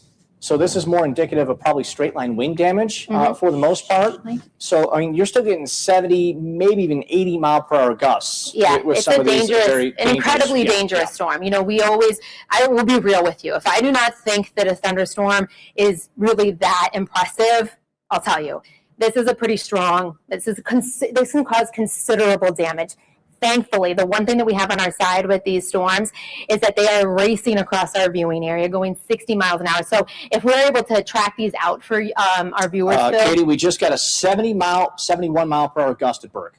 Wow. Okay. 71 miles per hour. So we are getting confirmation that we do have 70 mile per hour gusts, and that is just shy of hurricane force winds 100%. with this line. Yeah, which is so just outright dangerous. Absolutely. And these storms then, I mean, even outside, look how fast they're moving though. And that's a great thing to see.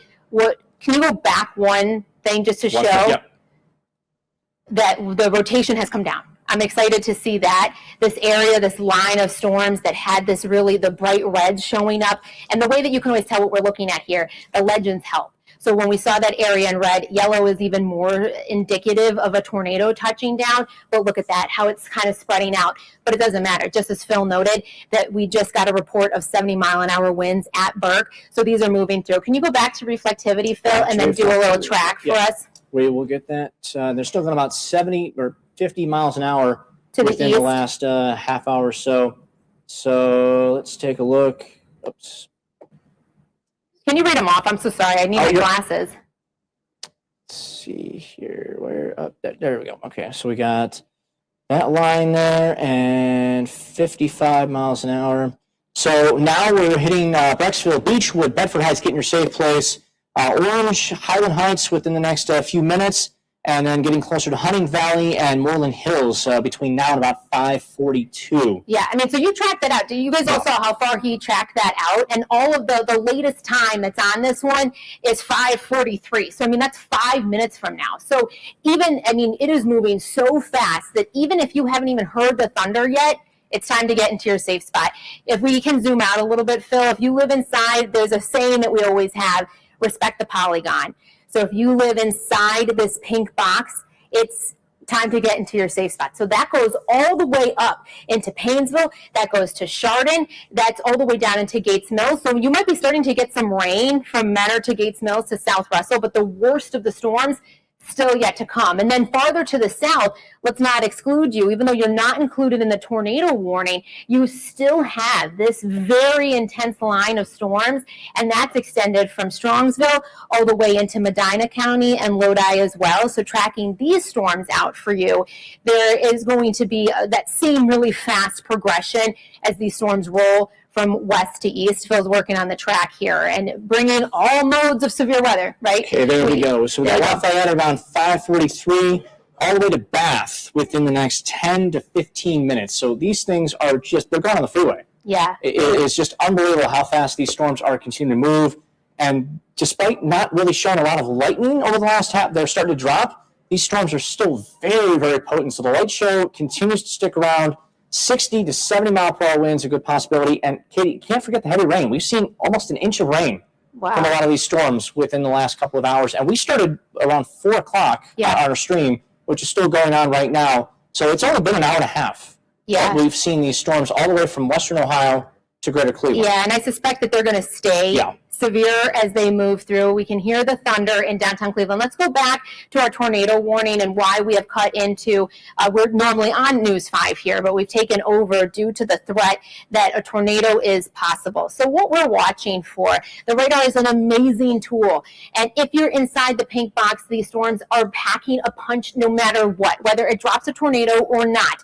You need to get into your safe spot because we've already gotten reports of 70 plus mile per hour winds. And also there's enough rotation showing up in these little notches that we get. Usually with the squall line in Northeast Ohio, we can get supercells, but a lot of times when we get tornadoes, they're EF0s, they're EF1s, and they're associated with the squall line. And you get these little notches within the squall line, and it can briefly drop down a tornado.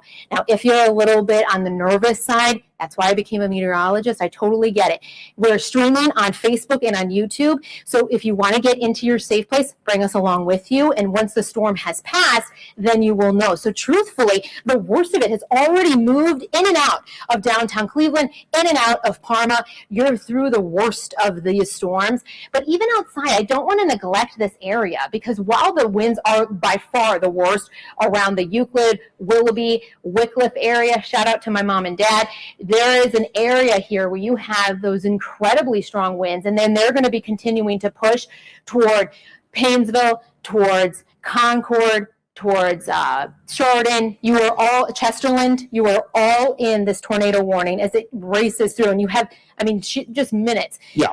So you really do want to get into your safe spot. And Katie, we did get a report also at Hopkins of 71 mile per hour winds within the last half hour. So both Burke Lakefront and Hopkins International have reported nearly hurricane-force winds with this squall line alone. Okay. So damage probably going to be imminent, and I wouldn't be surprised if power outages are becoming more and more imminent as we get into the second half of the 5 o'clock hour. If there's anyone actually in the newsroom listening, and you can check, maybe see if we have gotten any reports of power outages, but that's also the beauty of us streaming on Facebook and on YouTube is that if you still have if you can still get data, then you can still hear us and see where these storms are. So they've actually going. cut back a little bit of that tornado warning within the last half hour, but there's still, we've gotten 4,000 customers out. Is that power. Greater Cleveland alone or statewide? We've got 4,000 people without, mostly in Ottawa County, which makes sense. That's where the storms started. So as I mentioned, the threat of storms and the worst of the storms have already moved through downtown Cleveland. It is now Painesville's problem, Menor, Wickliffe, Willoughby, all the way down through Pepper Pike, Warrensville Heights, right along I-271 there. If you work in the Beechwood area, you're thinking about heading out soon, just wait a minute. Everybody inside this pink flashing box, and that continues then out towards northern Geauga County as well. And the one saving grace with these storms is just how fast that they are moving. So you get into your safe spot, and within 10, 15 minutes, the worst will have passed. So Phil tracking these out for us. So we've got Chagrin Falls at 5:47, timestamp 5:43. So time is now. And there's some hail within these. There's some heavy rain and frequent lightning too. But our bigger concern is the winds and the potential for some rotation. We also have Chardon. You're at 5:52. And then Burton, 6 o'clock. So in the next 15 minutes, it's taking it all the way to the edge of where Phil tracked it out, which is basically the end of that severe thunderstorm warned box. And we have the tornado warning in effect until 6:15. Can we check some rotation and see what it's showing up? Yep. It's not really showing a lot. That's some good news. Oh, yeah, I spoke too soon. So yeah, let's zoom in right on that little section. Yeah, right around Pepper Pike. Okay. Orange Center, Beechwood. We were looking at 271. Let me get you some bearings here. So this is 271 right around here. Okay, so it's actually just past then, just past 271. And it's headed toward Hunting Valley. So, I think that the worst of it will be, because these storms are moving basically due east here. So it's going to be getting really close to University School, for example. And these are several areas where it's trying to rotate, but this is our strongest. Is it showing up anything with velocity at this point? Not necessarily. Okay, just so close to the radar. Yeah, you're only a few hundred. Radar is a great and fantastic tool, but it does have its limitations sometimes, and sometimes it can be a little bit hard to pick out some of the rotation, especially when it's on a squall line like this. I'm just trying to see. There's some hail showing up. What's that little yellow? How fast is that wind? That's new. That's 88 miles an hour. Potentially. So maybe over 75. These are a little dramatic usually, but it's picking up. And I think that is that same little area. Will you go back to Barron Button? Yep, that's exactly what it is, Katie. Okay. Yep. So that is an area of concern. This is my concern right here. Yep. Can you zoom in a little bit closer? Let's get some streets and stuff. So just east of Pepper Pike, just south of Hunting Valley, north of Orange Center. Let's see here. Let's see if we can get some street names popping back in. One thing also, when the storms do pass you, so in Parma, in Cleveland, in Lorain, Ottawa County, if you're able to safely take any pictures of any damage, let us know, and we then can pass that along to the National Weather Service as well. In this area here, I'm not liking this at all. No.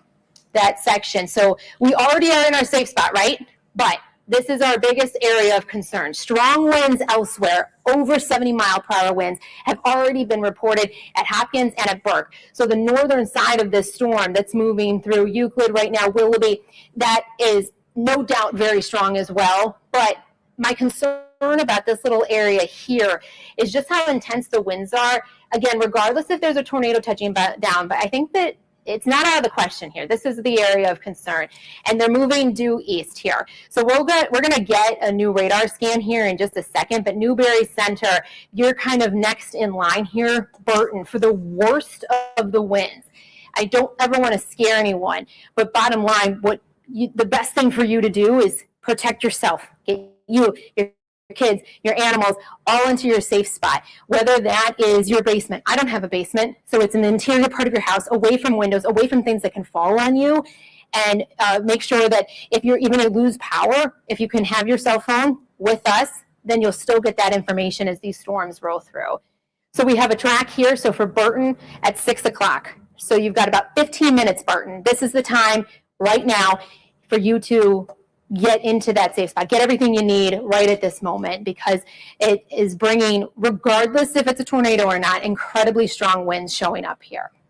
I'm going to just get a sip of water, Phil, if you want to talk for just a second. I can continue here. A lot of these thunderstorms are moving at about 55, even 60 miles per hour across parts of northeast Ohio, and that is pretty much at least freeway speeds here in the area. So over the next few minutes, Chagrin Falls, get to your safe place now. South Russell within the next couple of minutes, Burton until about 6 o'clock, so another about 10 minutes, and even into Middlefield. That line definitely showing signs of maybe 70 to 75 mile per hour winds. And this will thankfully move through pretty quickly. Downtown Cleveland, thankfully not under that tornado warning, still under the severe thunderstorm warning for the next half hour or so. And a lot of these winds are pretty much the most potent across most of eastern Cuyahoga and western Geauga into Lake County. So Willoughby, Menor, Paynesville, Parks Corner, Gates Mills, starting to really see the worst of it late this evening across most of the I-271 corridor and points east. Okay, so while I was getting some water, I was able to briefly look at my phone. Meteorologist Alan Nosef was out as the storms were pushing through. He was watching to see if we could get a shelf cloud. He said it literally felt like a hurricane there. Also saw one of my friends messaging that her kids are scared. I totally understand. I get it. But all you have to do in this moment is, even if your little ones are afraid, maybe even just putting headphones on so they can hear music instead of the scary booms. These strong winds, thankfully, in and out. Now, these are going to be bringing some strong winds. I don't want to downplay the risk here, because it is obvious here from Solon all the way up to Paynesville. That is where we have these incredibly strong winds. And the reason that we have cut into and taken over the newscast is because the National Weather Service, and of course every meteorologist in Cleveland is watching this, where you can get those little areas of rotation. Can we check back at that area of rotation, see how it's doing? It's come down a little bit. Love to see that. Now it's still there as it moves past Briar Hills Corner and in between Russell Center. So these are going to continue to push to the east. And so this is the area that has been of our greatest concern, but there are still strong winds in several other locations as well. So just outside, technically not included in this tornado warning as it moves toward McFarland's Corner. And there's still that little area of red. Any other spots, Phil, that you can see? Those are the two main ones I've seen. Outside of that, thankfully not looking as bad. But, I mean, still some straight line winds moving through parts of Solon, Bainbridge, Twinsburg. A lot of these wind gusts are probably going to be closer to 60. But the further north along 271 into parts of Lake County is going to be probably the worst of it. And you just have to get a little bit of a spin in the atmosphere with these very strong winds, and you get automatically potential for a tornado. So this is at least a dangerous situation, but it is a quick-moving situation, Katie, which is kind of good in some respects. Absolutely. It's ideal. You don't want a storm to overstay. You know, we compare the winds that we have had reported of over 70 miles per hour at both Hopkins and also Burke. And when we mention hurricanes, it's because it's over 70 miles an hour. Well, Category 1 hurricane is 74, but a hurricane can stay for a day sometimes. So thankfully, even though these are really packing a punch and they sound really scary as they move through with the strong winds and all of that thunder and, of course, the heavy rain and some hail being reported too, thankfully that it's only a short period of time. And it looks like our tornado warning getting a trim even more so. Am I making that up, Phil? Did it get smaller? It got trimmed about 10 minutes ago. So it did get I smaller. Thought maybe it got another trim.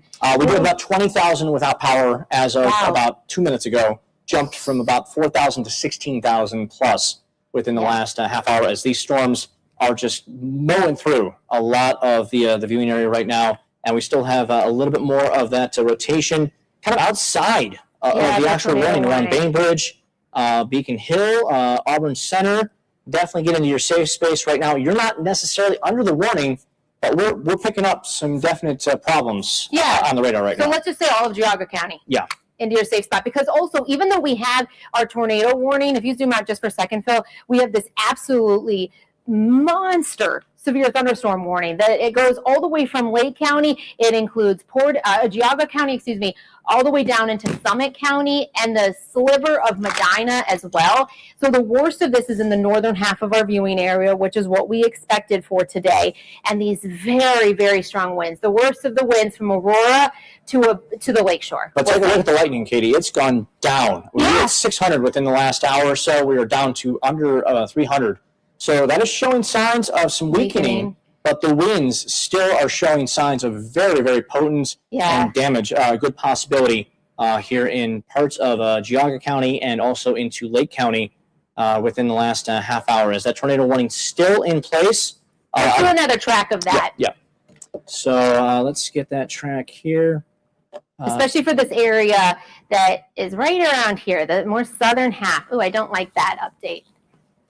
So, all right, so here's our track here. Concord, we're sitting at 5:56. You have about 4 minutes until there. Phil, can you read them off? I'm sorry. With the Charlton, 5:55, Painesville, 5:57, Burton, 5:58, towards Huntsburg, 6:02, Montville, 6:04, and Mesopotamia, about 6:10 to Parkman at 6:10. So, yeah, you've only got about 10 minutes to get to that safe place at the very longest amount of time right now. So no matter what, even if you're, because as we noted before, that there is this little area of rotation just outside of the tornado warning. So bottom line, everyone on the east side, let's just say that, even areas that aren't even seeing rain yet, Ashtabula, this is your warning. This is your warning for Portage and Trumbull County.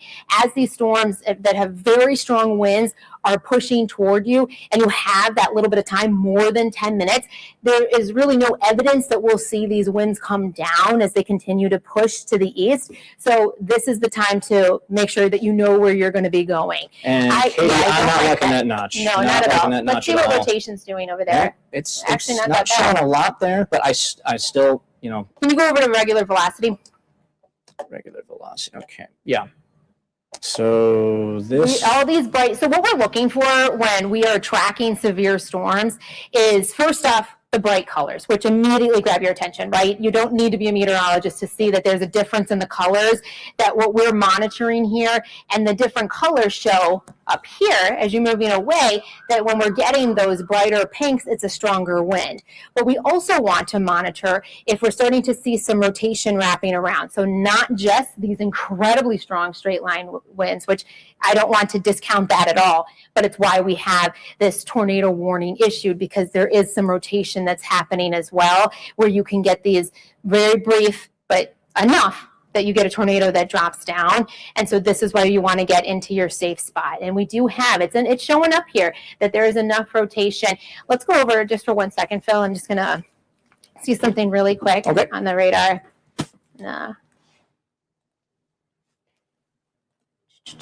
Yeah, so it's not showing up overly well on this. So I think that the best play here is what you've been doing. I just wanted to see for myself, and thank you though.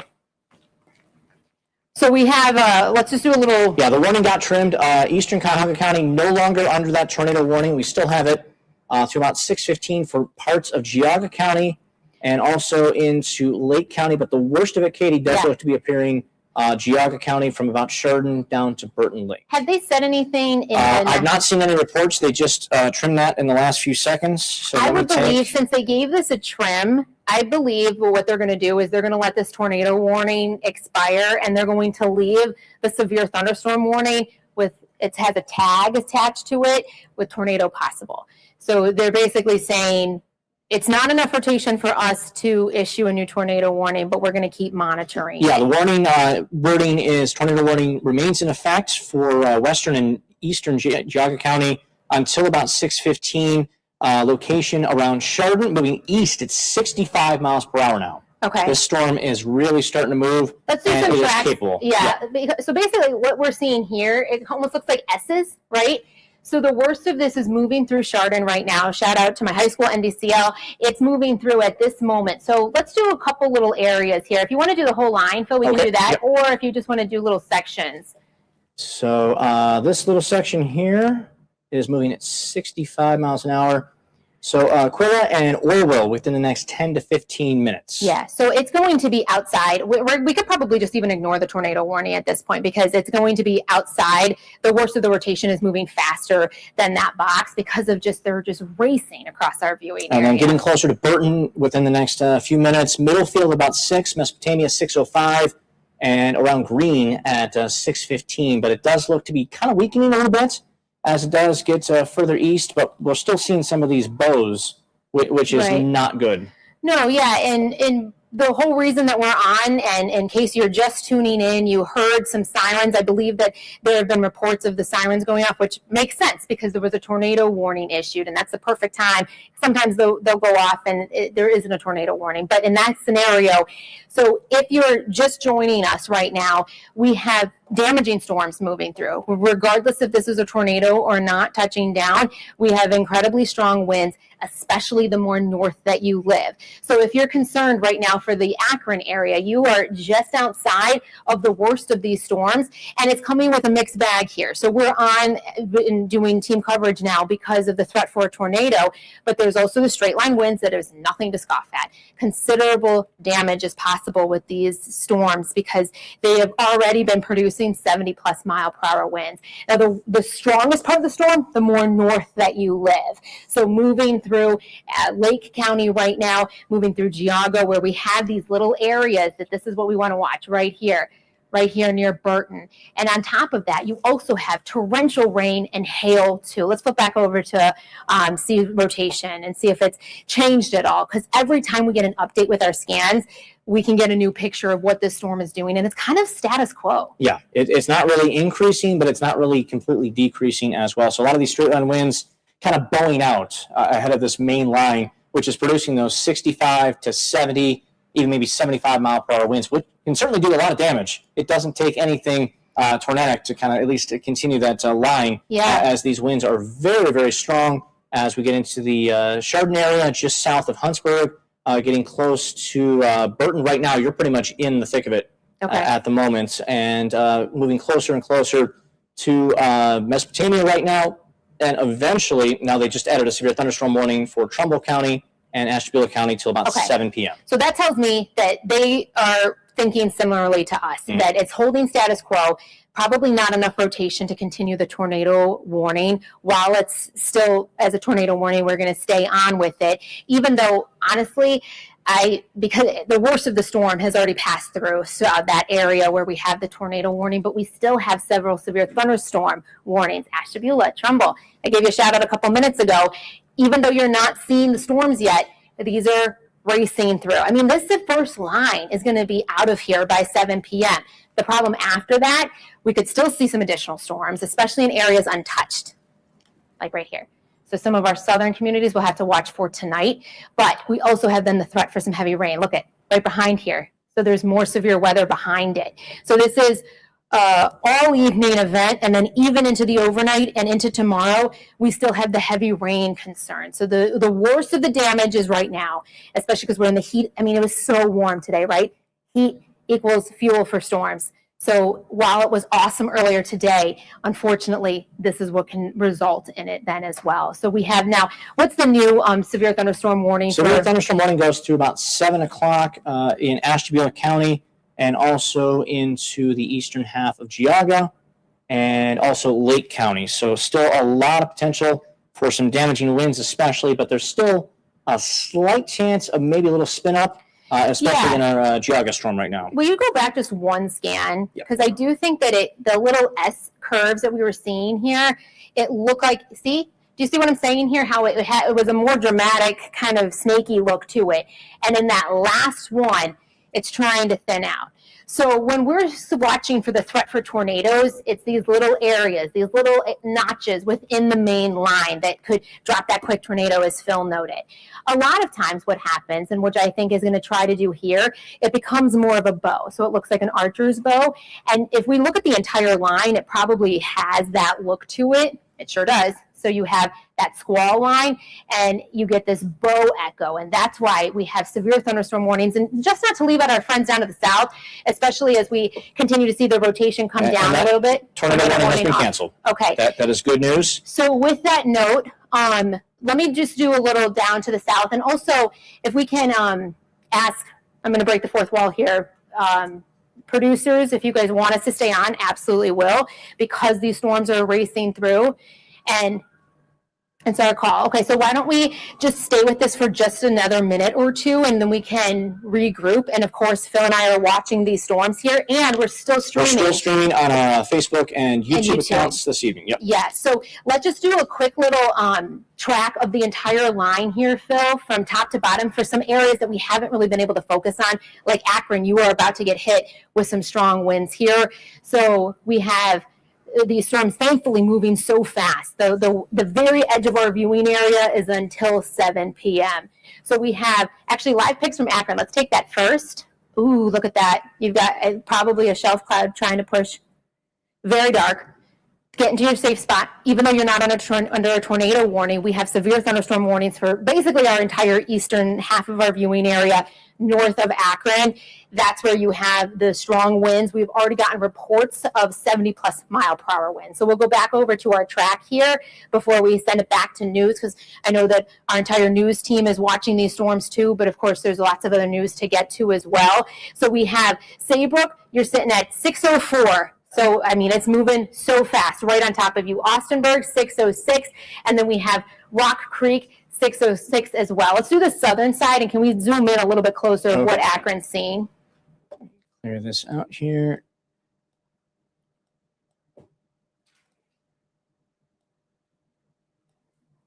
So this is going from right now, Twinsburg, Hudson, you were getting hit the hardest. Akron, I mean, I would give you a minute until it's probably already moving through, honestly, until the worst of those winds are pushing through. Now, I will say the strongest winds have been noted in our northern communities. These storms down to the south here, so Akron, you're sitting at 606.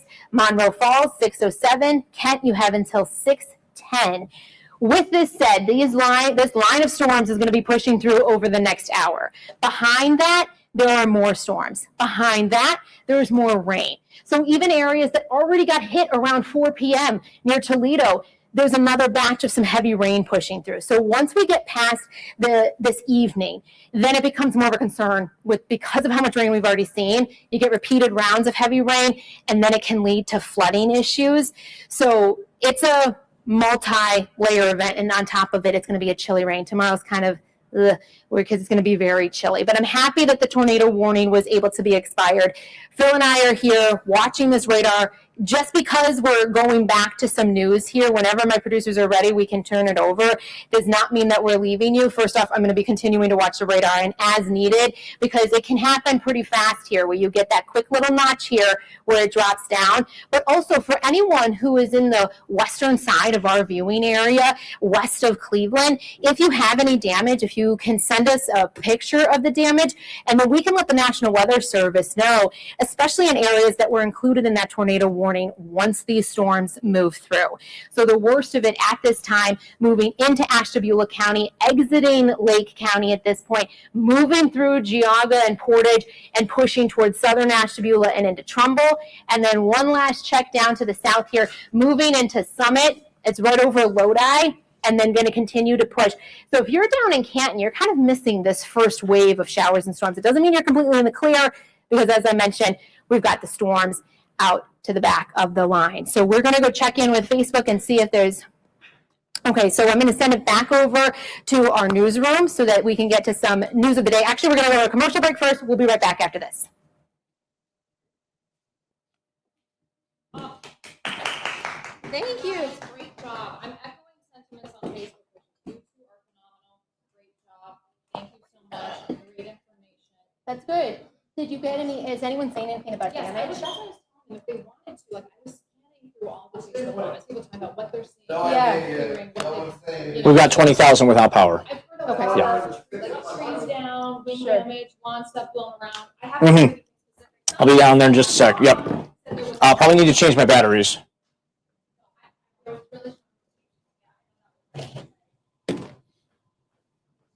On it.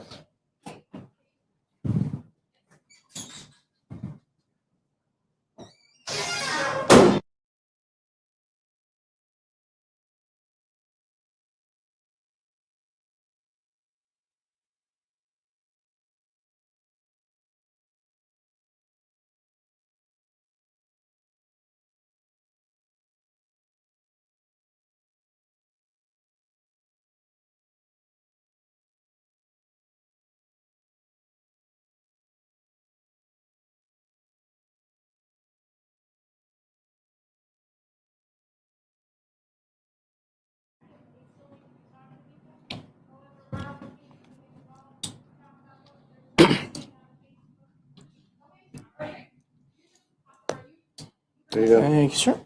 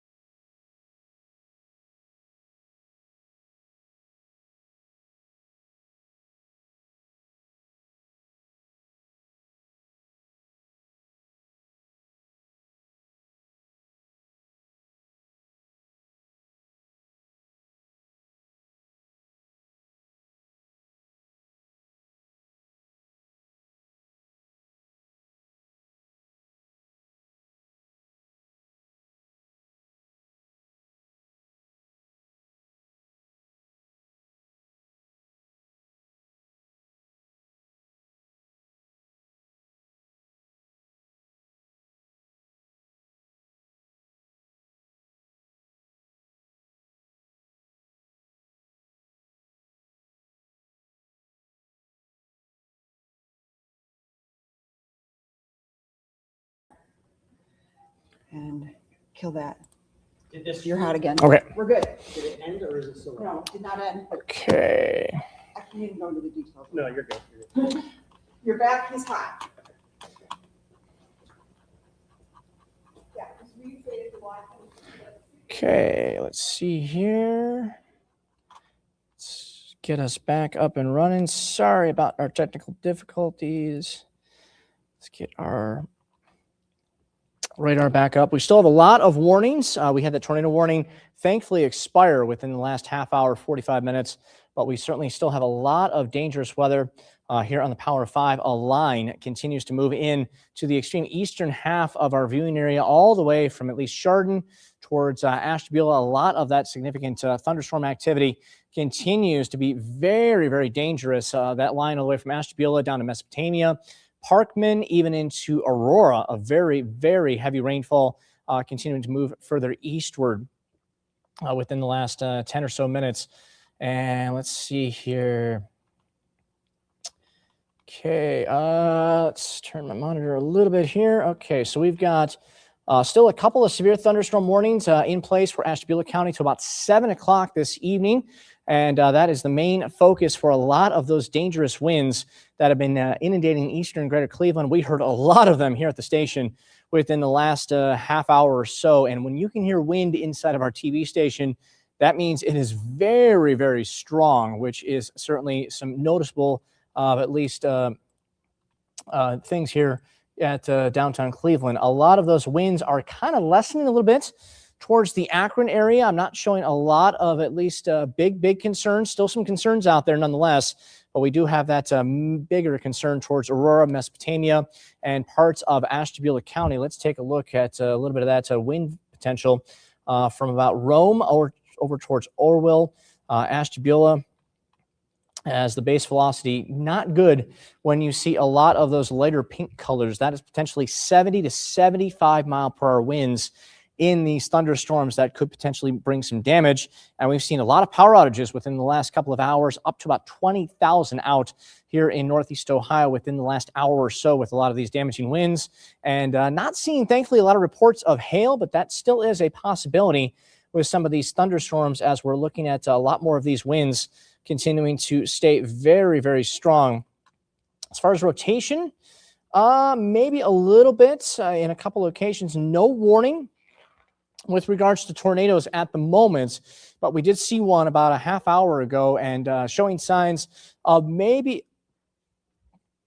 a little bit of rotation possibility, but these winds are fairly strong, so it's going to be a brief spin up if we do actually see anything potentially turning tornadic. So just south and west of Manaway up towards Shalersville, a little bit more of concern. Our rotation detector showing a little bit of at least potential for some rotation. There's not a warning necessarily for anything tornadic, but there is some indication on the Power 5 right now, and there will be a little bit of at least a concern for the next couple of minutes. So if you're just west of Manaway right now, around Shalersville, around the I-80 corridor, that is your focus. So Route 44 around Manaway, just to the west and northern parts of Freedom Dam. Also a little bit of that indication of some at least a rotation.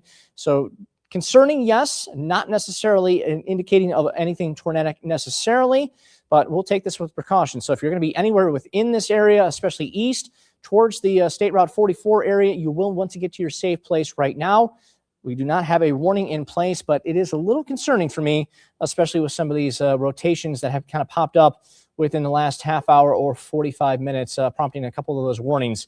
Outside of that, not showing a lot of indication of some rotation, which is certainly some good news, but there will be some stronger winds all the way up from at least the Twinsburg to Hudson area, Cuyahoga Falls, Akron, Barberton. A lot of significant rain, still some gusty winds, and we might not be done necessarily with a lot of this severe potential even into the second half of the evening. In our northern communities, I think a lot of the atmosphere is kind of worked over, so the instability is definitely not there.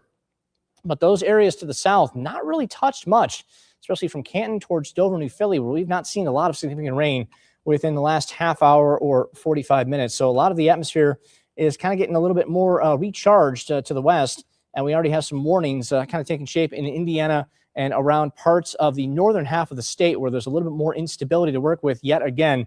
So more of these showers and storms will be potentially moving back in for the second half of the evening. Painesville looking to be a little bit quieter right now. Let's take a look at the Painesville area. So you're not necessarily under a warning. You're kind of in between both of those warnings, but I don't think we're going to see much in the way of significant rain or at least wind damage for parts of Painesville up towards Fairport Harbor. So definitely stay inside, but I think the worst of it continues to move out of the Painesville area for the moment. The worst of it continues to move into eastern parts of Ashtabula County down towards Trumbull County, and that is going to be the more, at least a bigger concern for the latter half of the 6 o'clock hour, all the way from the Ashtabula shoreline down all the way into Mesopotamia, even into Parkman and Nelson. More of those significant potentials of some damaging winds right now. Let's see here. Downtown Cleveland looking a lot quieter right now. We do have a lot of power outages being reported, but as far as anything significant and severe, thankfully, we're out of the woods for the moment in Cleveland. Most of Greater Cleveland not under a warning, but the main focus is going to be eastern half of Ashtabula County for the foreseeable future, and we'll be looking at that potential for a little bit more rain and maybe some thunderstorm activity as we head into the overnight tonight, as more showers and more storms starting to take shape out towards the west. So things are quieting down for most of at least Greater Cleveland. Thunder in Akron. Yeah, there's going to be some thunderstorm activity out that way for the foreseeable future. And let's take a look up. Just had that warning expire for Akron. So that is good news there. We do not have another one ahead of it.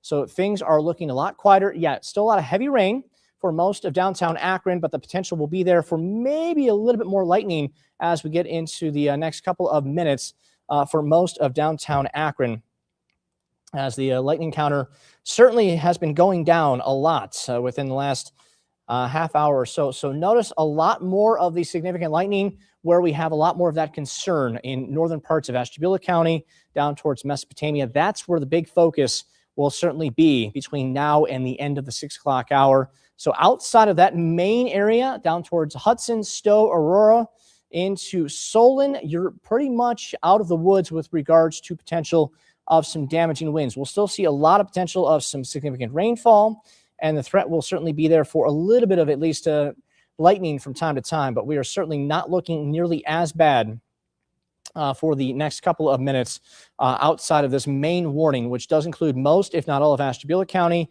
down into parts of Geauga County and into Chardon, but points west, 271 towards Greater Cleveland, much quieter, because I'm certain it looked like an inland hurricane over the last half hour to 45 minutes with that main squall line that did move back in. So a lot of the big concern right now is going to be in Geauga County here in Northeast Ohio late this evening. So those potential warnings are starting to get a little bit more trimmed, and we are looking at, if I keep hitting the wrong button, that won't work. Okay. So still some rain out there, but all of the severe potential kind of at least gone from our western communities for the moment. We will see some more heavy rain and maybe some more gusty winds. We still have our front to contend with, which is not quite through the area just yet. This is all well ahead of our main frontal boundary, which has not quite pushed through the region. So let's take a look at the main front, which is slowly increasing towards the south and east into parts of Greater Cleveland. So you notice the front well to our north and west, and the main boundary is actually causing a lot more of those showers and storms to kind of reform late in the afternoon, and those pushed in towards the end of the day today through the second half of this evening. So a lot of those, at least thunderstorm potentials, still with us, even with the frontal boundary moving into the region over the next couple of hours. So a lot of those thunderstorms, thankfully, at least not quite as potent as they were earlier in the evening, but still some concern from Ashtabula County down into Trumbull and also into parts of Geauga County, with that warning still in play for the next half hour or so within the next 20 or so minutes. So let's see here. Pepper Pike, you are good to go. We do not have any warning for the Pepper Pike area right now. That is just to the east of at least the area. So pretty much, I think most of Greater Cleveland is just looking at some light to moderate showers right now. So that is some good news, but a lot of potential for some power outages with us this evening as those winds remain very, very strong. So we are definitely keeping an eye on things for the end of this evening, with some more potential of a little bit more in the way of maybe some flooding concerns. So Burton, I think you're looking much, much better than you were earlier this evening. Let's take a look at Burton right now. Let's find a little bit more of a center here. Okay, if I can. So Burton, you're looking just kind of rainy. Not necessarily any big signs of any strong winds. Most of the biggest wind and the strongest wind is going to be well to the east. So you see this main line, which is still very, very wavy. I'm pretty much concerned for most of Ashtabula County. You can kind of see some of these waves and notches, and you don't really want to see that on a radar, especially with this strong of a storm, as there could be a little bit of a rotation in some of these notches, especially around parts of Jefferson. There could be a little notch here and there, and these are going to cause maybe a spin up for a brief moment or two and maybe produce a little bit more straight line wind damage and or a potential for a little bit more of a maybe tornadic development. But things are looking much, much quieter, especially on our velocity. And our rotation is not really showing a lot of indication. So that is certainly the best news. The rotation detector is really starting to quiet down over the last few minutes. So that is definitely some good news there as we approach the bottom of the 6 o'clock hour. Certainly some at least maybe minimal rotation parts of Jefferson, but not nearly as much as we have certainly seen within the last couple of hours. That at least darker colors, those stronger indications. So our scale up here. So if you see any yellows, that's a little bit more extreme rotation, strong and moderate rotation. So there is a little bit of an indication that there could be a little bit of a spin up, but it's not nearly as imminent as it was potentially a few minutes ago. So overall, I'm definitely liking the signs of things quieting down with those severe thunderstorm warnings in place still until about 7 o'clock for parts of Geauga County, also into Ashtabula County. So the warning still another, I'd say about another 35 to 40 minutes from being actually able to expire. And that's pretty much because of all of these very, very potent winds. These are between about 60 and maybe 70 plus for some of these wind gusts and through parts of Geauga, also into Ashtabula County. So that is going to be the biggest concern for the latter half of the 6 o'clock hour in our northeastern communities. But further south of Mesopotamia towards Parkman, Nelson, not looking as bad. So that is certainly some good news there. So let's see here. Any more questions here? Cuyahoga Falls, just some rain. All the basic, at least rainfall totals will continue to go up a little bit, but maybe a few stronger wind gusts, a possibility during the second half of this evening through the overnight tonight, but you're not under any warning necessarily in Cuyahoga Falls or most, if not all of I-77 and points west. So just a little bit more significant rain, and lightning certainly has been going down a little bit more. Still some raindrops with some lightning indicated across parts of Akron towards at least Cleveland. Pretty quiet right now. Geauga County in our western half, a little bit quieter as well. But the main focus is going to be this line of storms all the way from Conneaut down to Mesopotamia. This is where most, if not all, potential damage will be for the rest of the at least 6 o'clock hour, with more lightning certainly visible. We're back up to about 377 lightning strikes here in the area as we get into the end of this evening. Lorain and Amherst looking much quieter right now, Sawyer. Just some light to moderate rain. All of the severe warnings for Lorain is actually out of the area. We will see maybe a few more stronger wind gusts this evening, but a lot of the storm has certainly weakened the chance of seeing some severe weather through the second half of this evening. So we're talking, I think, a little bit more flooding rather than anything. It could get a little bit more rainy, substantial rainfall. So if you're going to be traveling later tonight, you definitely may want to take a little bit of extra time, as some of these storms could be a little bit more heavy and inundating a lot of that rain here in Northeast Ohio. So a lot of these thunderstorms are continuing to show signs of still some very, very strong winds. Indications still are between about 60 and maybe 70 miles per hour. And we still have a little bit more worry before this storm actually gets back into Pennsylvania, when it is finally out of our viewing area, but all the way from at least central parts of Ashtabula County towards Dorset. Andover, definitely get in your safe space right now. Williamsfield towards Lebanon. There's still some, at least suggestion of a few little notches on the radar. So there might be a little bit more of a stronger wind, perhaps even a little bit of a rotation. And this is all going to be within the next half hour or 45 minutes. But these storms are racing into parts of Pennsylvania right now. So the main line of Pennsylvania is just about here. So that's the Pennsylvania border. And once we get past that, we'll start to see things quiet down a lot more. So Jefferson, Ashtabula, a little bit quieter, but Conneaut, definitely in the main band of that rain and thunderstorm activity towards Andover.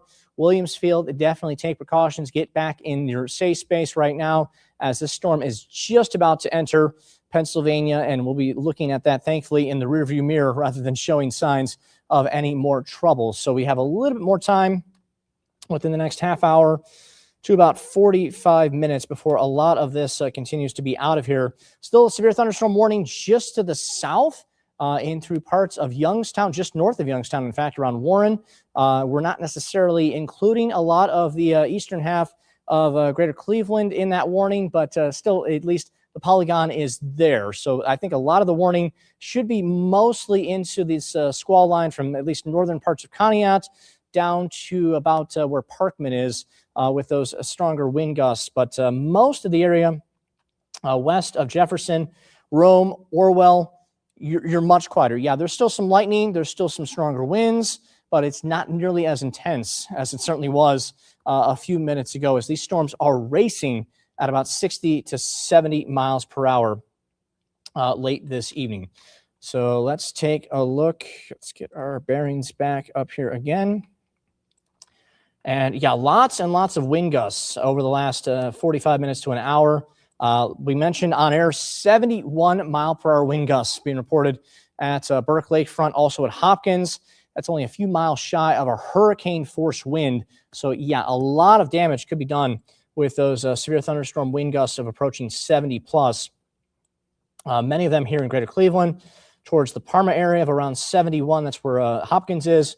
And then some tree damage, a potential, a couple of at least trees kind of broken up a little bit in our western communities. So there will be that threats for some damaging winds with some of these squall lines that continue to move into parts of northeast Ohio, especially around parts of Ashtabula County towards at least Trumbull County, which that warning still goes into effect until about 7 p.m. So still a little bit of time, another half hour or so before we actually can say good riddance and goodbye to all this severe weather within the next half hour or so. So let's see if there's any more.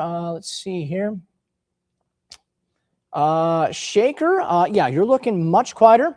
Shaker is good to go. No worries on at least any severe thunderstorm warnings here in greater Cleveland or Shaker Heights or any of those areas. Just some light to moderate rain. So you will want to at least stay inside for the rest of the evening, as we're getting about an hour away from sunset here in northeast Ohio. So all of the problem areas lie to the east, around Andover, towards Williamsfield, Pierpont, Monroe Center, Conneaut, anywhere along US or Ohio 7 is probably going to be not a great place to be traveling. If you know anyone that's going to be moving north around the Ohio 7 route, in eastern parts of at least Ashtabula County towards Trumbull County, it is going to be a bumpy ride. A lot of these rain and winds will make things very, very dangerous for travel as this system continues to move further east into Pennsylvania. Excuse me, I need to take a bit of a water break. Okay, all right, so we have that warning, still another half hour for parts of Ashtabula County towards Trumbull. But those in Portage County, you're good to go. Just some light rain, maybe some rumbles of thunder out there. Parts of Cuyahoga County still technically under that warning. Good to go. No worries. Actually, in fact, they dropped that warning. But Geauga County, I think you're certainly in the clear right now. There could be some gusty winds for parts of at least Parkman, maybe towards Bundysburg, Mesopotamia, Garrettsville. But I don't think anything substantial like we've seen, certainly within the last couple of hours. There's probably at least a wind gust or two of around 40, maybe 50, but certainly nowhere near the 60 to 70 mile per hour dangerous winds we're experiencing well to our north and east. So a lot of these winds are kind of dying down towards the west. We still have that warning at least for the next half hour So certainly stay indoors if you're under that. Remember that polygon across parts of northern Portage County into eastern Geauga County goes until about 7 p.m. this evening. So we have a lot more potential of at least a little bit more severe weather in the northeastern communities, but out towards the west, things are much, much better off. But we do have some more rain and more thunderstorm potential in our western communities right now. So those raindrops, let's take a look at how much lightning we've got. Yeah, there's still a decent amount of lightning in our western communities. So we have another round of showers and storms, not severe for Port Clinton, towards the islands, into parts of Genoa and at least north of Fremont. But there will be some showers and storms that continue to move into our western communities. And we're still looking at maybe some more gusty winds and some torrential downpours for the end of this evening. So a lot of this rain is not nearly as potent as it was earlier in the evening. But let's take a look at the last couple of hours with our radar loop right now. So we started off at about 4 o'clock with these thunderstorms around Toledo, and we're sitting at about 6:30 this evening. They've moved all the way to the eastern half of our viewing area into almost Pennsylvania within about 2.5 hours. So these things are very, very quick moving, and a lot of these strong winds causing some big concerns. We've seen some power outages and also maybe a little small hail in a couple locations, but the winds have certainly been the more dominant feature within this thunderstorm complex that has certainly been moving through within the last half hour or so. So a lot of that potential of at least some severe weather in Chardon definitely dying down. I think you're good to go in Chardon. Just kind of at least keep your umbrella handy if you're going to be out and about for the evening. You're probably still hearing some rumbles of thunder just to the south and east. A lot of lightning being reported, but certainly a lot less wind being reported in parts of Chardon towards at least the Concord area and Chesterland and parts of greater Cleveland, looking much, much better. But there are some more storms out towards the west. Nothing officially severe with these, but there will be some more lightning and definitely a threat for some more heavy rain. So we're kind of transitioning more from a very strong wind event to maybe more of a flooding event once we get into the latter half of the evening hours here in most of northeast Ohio. So a lot of these thunderstorms kind of moving eastward and starting to kind of gobble up a lot of that at least instability through parts of northeast Ohio from greater Cleveland points east over the last couple of hours. So earlier this evening, there were some thunderstorms in the western half of our viewing area, but they weren't nearly as potent. So there's still, I think, a little bit of instability to kind of work with, especially parts of Sandusky down in Norwalk, even into Mansfield, where the line was not nearly as mature as it was once it got closer to I-71 into greater Cleveland. But all in all, a very, very potent storm system slowly making its way into Pennsylvania. Still some warnings in play for at least the next half hour in Ashtabula County and also into parts of Trumbull County, with lightning strikes still approaching 500 late this evening. So a lot of those lightning strikes pretty much confined to most of the at least eastern half of Ashtabula County. But the good news is most of the biggest concern I'm having is kind of moving back into Pennsylvania. So we're looking at things quieting down. This main focus is moving across the Pennsylvania line.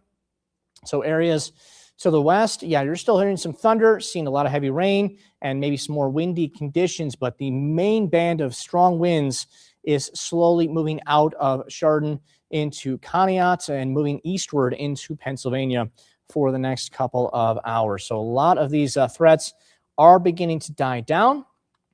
Avon Lake, it's certainly much, much quieter for the moment, but there will be another round of maybe some rain with some rumbles of thunder before we get into the second half of the overnight tonight. So I think we'll probably see some more rain between now and about midnight tonight, but once we get past midnight, everything kind of quiets down evenly, and we'll be talking still some more rain and maybe a little bit more in the way of some flooding issues once we get to the second half of the overnight tonight. So a lot of these showers and storms still out there, and we'll be talking a little bit more severe weather, at least in our eastern communities of parts of Ashtabula County for the time being.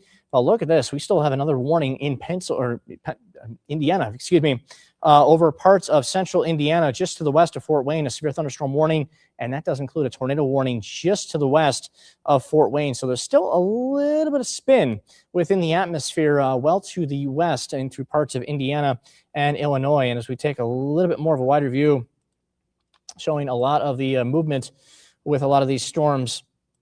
So they are kind of moving a little bit further east and slightly southeast along that boundary. So a little bit more time before we start to see more of these kind of general raindrops and rumbles of thunder in Michigan moving southward. So the threat will still be there for some gusty winds this evening.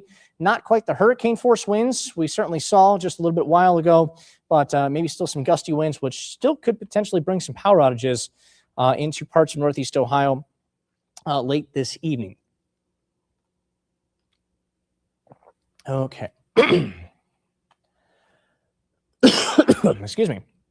Oh, my goodness. Okay, so we've got still another warning, at least for the next half hour into the next 20 or so minutes for parts of Ashtabula County. But really, I'm not showing a lot of concern with a lot of these thunderstorms. So the main concern I certainly have, which is actually now moving into most of Pennsylvania, this was the big line that caused a lot of that concern within the last 20 or so minutes around Ashtabula, Jefferson, but that has moved further east into Pennsylvania. So we're not talking a lot of significant wind necessarily, maybe still some 40 to 50 mile per hour gusts along with the very heavy rain and lightning, but it is looking much more tolerable here in parts of Ashtabula and Lake County, especially even into Trumbull County, a lot less of that strong wind, which is now moving into parts of Erie County, Pennsylvania, and into the western half of the state, which is the bigger concern right now. So that is some good news there. Still the warning, at least for the next 20 or so minutes, we'll be at least looking at some stronger winds, even into at least the next half hour, 45 minutes. So we'll be talking a little bit more heavy rain here in parts of northeast Ohio.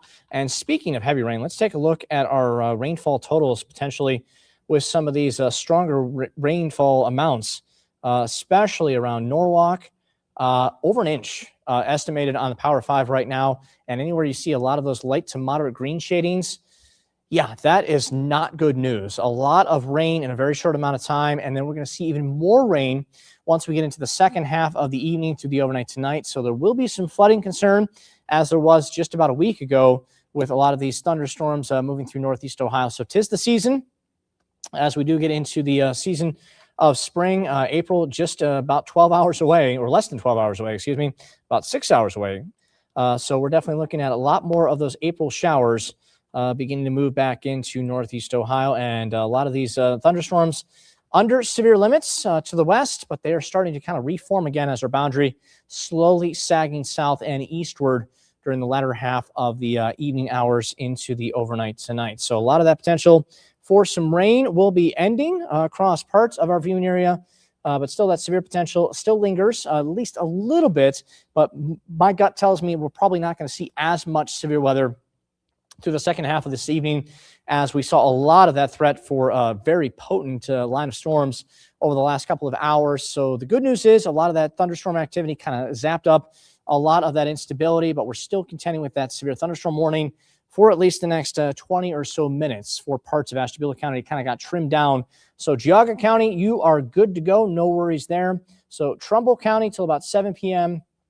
and the extreme eastern half of Ashtabula County still under that warning, but I think a lot of the problem has moved into Pennsylvania. So we're looking much, much better here in northeast Ohio for the end of this evening. So a lot of these thunderstorms are starting to wind down a little bit in the central half of the viewing area around Greater Cleveland. I-71, no worries out there. So if you do have to get out and about, you should be good to go for a little bit before we start to see more of these showers and more rumbles of thunder moving back in for the second half of this evening. So still some thunderstorm potential, but I don't see a lot of that instability continuing to stick around as we're getting closer and closer to sunset in the next hour or so. But still some thunderstorms nonetheless towards the west, and a lot of these storms are continuing to at least bring a lot of lightning, especially around parts of western Ohio. Sandusky, another light show yet again this evening as more of those lightning strikes, nearly 430 lightning strikes within this short amount of time within parts of Bowling Green, towards Fremont, even into parts of the islands. A lot more of that significant lightning. It does indicate some, at least, instability within the atmosphere. And let's take a look at our velocity, seeing if there's any more, at least significant winds. And things are a little bit different because we're actually coming to the radar.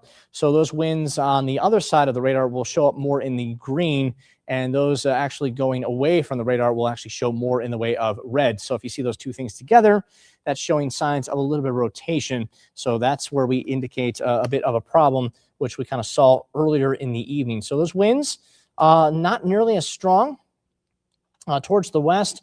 But the further and further you get away from the actual radar site, which is situated in parts of at least Cuyahoga County around Hopkins International Airport, it kind of gets a little skewed. So the further west you are, yeah, you see a little bit more of those lighter colors, but we're not necessarily looking at a lot of significant wind events in the western half of our viewing area right now. But we can still take a couple of samples here, and let's take a look at some of these wind gusts.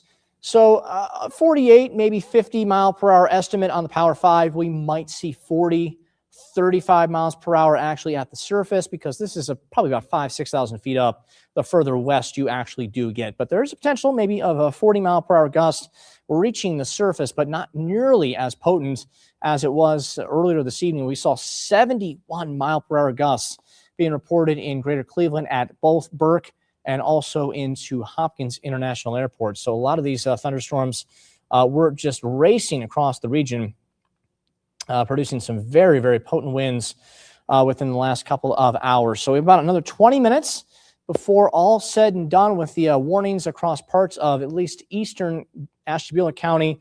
But you'll notice those at least stronger wind gusts not really going away quietly, as these storms are still very much dangerous situation as they do move further into Pennsylvania for the second half of the evening. So if you have any folks that you may know in parts of Erie County, Pennsylvania, towards at least the eastern half of or western half of Pennsylvania, you may want to give them a call. Make sure they know that a lot of this dangerous weather, and make sure you know at least in advance of some of these warnings that they do continue into Pennsylvania, also maybe even into parts of western New York if this storm system continues to chug, as it will be, I think, for the second half of the evening. So a lot of these storms are starting to move out of the News 5 viewing area with regards to severe weather, and we're still looking at some thunderstorm activity, and there's still a couple of warnings into parts of Indiana right now, a couple of severe thunderstorm warnings, which I'm still not happy about. A lot of these severe thunderstorm warnings kind of at least regrouping for our extreme western half of the state potentially. So we'll keep a very close eye on this over the next couple of hours.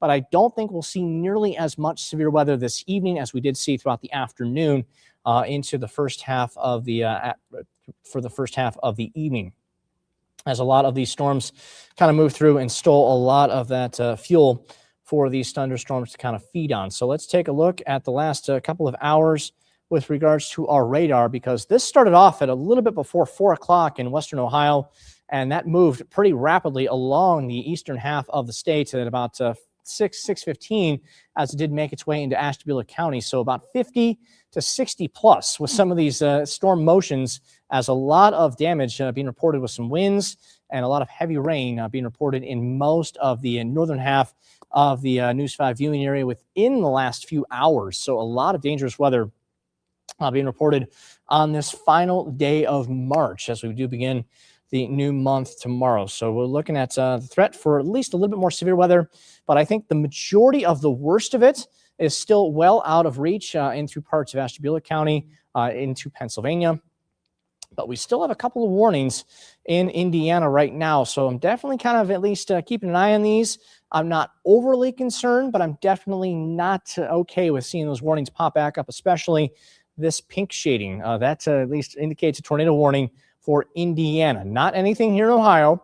That should start to weaken a bit more as we get closer to sunset within the next 45 minutes or so. So still some strong storms across parts of our northern communities, as this system is, I think, pretty much out of the woods for most of Ashtabula County. I'm not seeing a big concern for most of Ashtabula County, even into Trumbull County. But this main band now moving into Pennsylvania, I think, is finally out of the woods. We still have that warning, which I think they'll probably still keep in place for still some gusty winds in an excess of about 30 to 40 miles per hour. So let's take a look at anything that's kind of popped in to the National Weather Service within the last couple of hours here. So, all right, let's see here.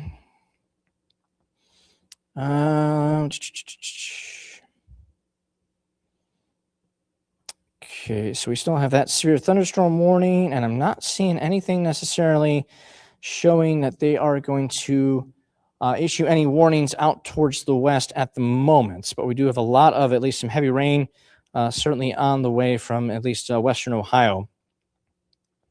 So I think probably a good bet for at least some flooding concern in the western half of the state. So there's not any necessarily warnings for some of these storms in through western Ohio. But we will still be talking some heavy rainfall within the next couple of hours for some parts of our western communities, all the way from central Indiana towards western Ohio and points south and east. So a lot of this significant rain slowly continuing for the latter half of the evening hours before we finally start to see some relief, but also some colder air will begin to filter back in behind all of this for the second half of the day tomorrow. So those temperatures are starting to plummet a little bit. We're starting to drop now. We're around 61 here in Cleveland, still upper 70s. So the further south you are, around 30, there's still a little bit of potential of some stronger storms as the atmosphere has really not been worked over too much in our southern communities. But further north, yeah, definitely a different story. A lot of 50s and 40s, and more of that will spill southward for the latter half of tonight. So yeah, we got close to about 80 for some of us this afternoon. We might not even see 40 for a daytime high tomorrow afternoon. Throughout the evening and overnight, we'll start to see some drier weather for the day on Wednesday, but it's going to be a very chilly start to the month of at least the month of April here in Northeast Ohio. So a lot of those showers and thunderstorms are continuing to be in place for the end of this evening, but the severe potential will certainly be going downward as we get into the latter half of the 6 o'clock hour. We still have that one warning for another about 15 minutes. And we will continue to stay around until that warning does expire. But a lot of the area, I think, is in the all clear right now. We will still be talking some showers and storms, especially as we get closer to about the 7 and 8 o'clock hour once again, with more of these storms slowly moving back in. But they will be providing, I think, more of a rain event and maybe some rumbles of thunder with maybe a few more gusty winds for the second half of the evening through the overnight tonight, as most of the atmosphere, at least north of the Route 30 corridor, has been kind of worked over here in Northeast Ohio across most of the last couple of hours. So we still have a little bit of a severe thunderstorm potential. So we do have, we do have the severe thunderstorm warning canceled for central Trumbull, eastern Ashtabula County, and southwestern Erie and Crawford counties in Pennsylvania. So that is certainly some good news. So we have no official warnings right now in place for the News 5 viewing area. So very good news there. Still some rain showers and potentially some thunderstorms across Northeast Ohio this evening. And we will be talking maybe a few more gusty winds between now and about midnight tonight. But overall, things are looking much quieter here in Northeast Ohio. And we still have a little bit of concern to the west around parts of Fort Wayne into parts of Indiana, and we'll keep a very close eye on that. But overall, right now, things are looking much quieter, and I think it's probably time to at least end this stream right now, as these storms have finally started to move out of Northeast Ohio. So an all clear here in Northeast Ohio right now. If anything does begin to get a little bit more severe, we'll definitely keep an eye on things and come back as quickly as we do need to. But for now, we'll definitely end our stream here in Northeast Ohio. Thank you for watching. Thank you for all the questions. And if anything does become a little bit more potentially concerning, we'll hop back right on here to Northeast Ohio and bring you the latest across the area.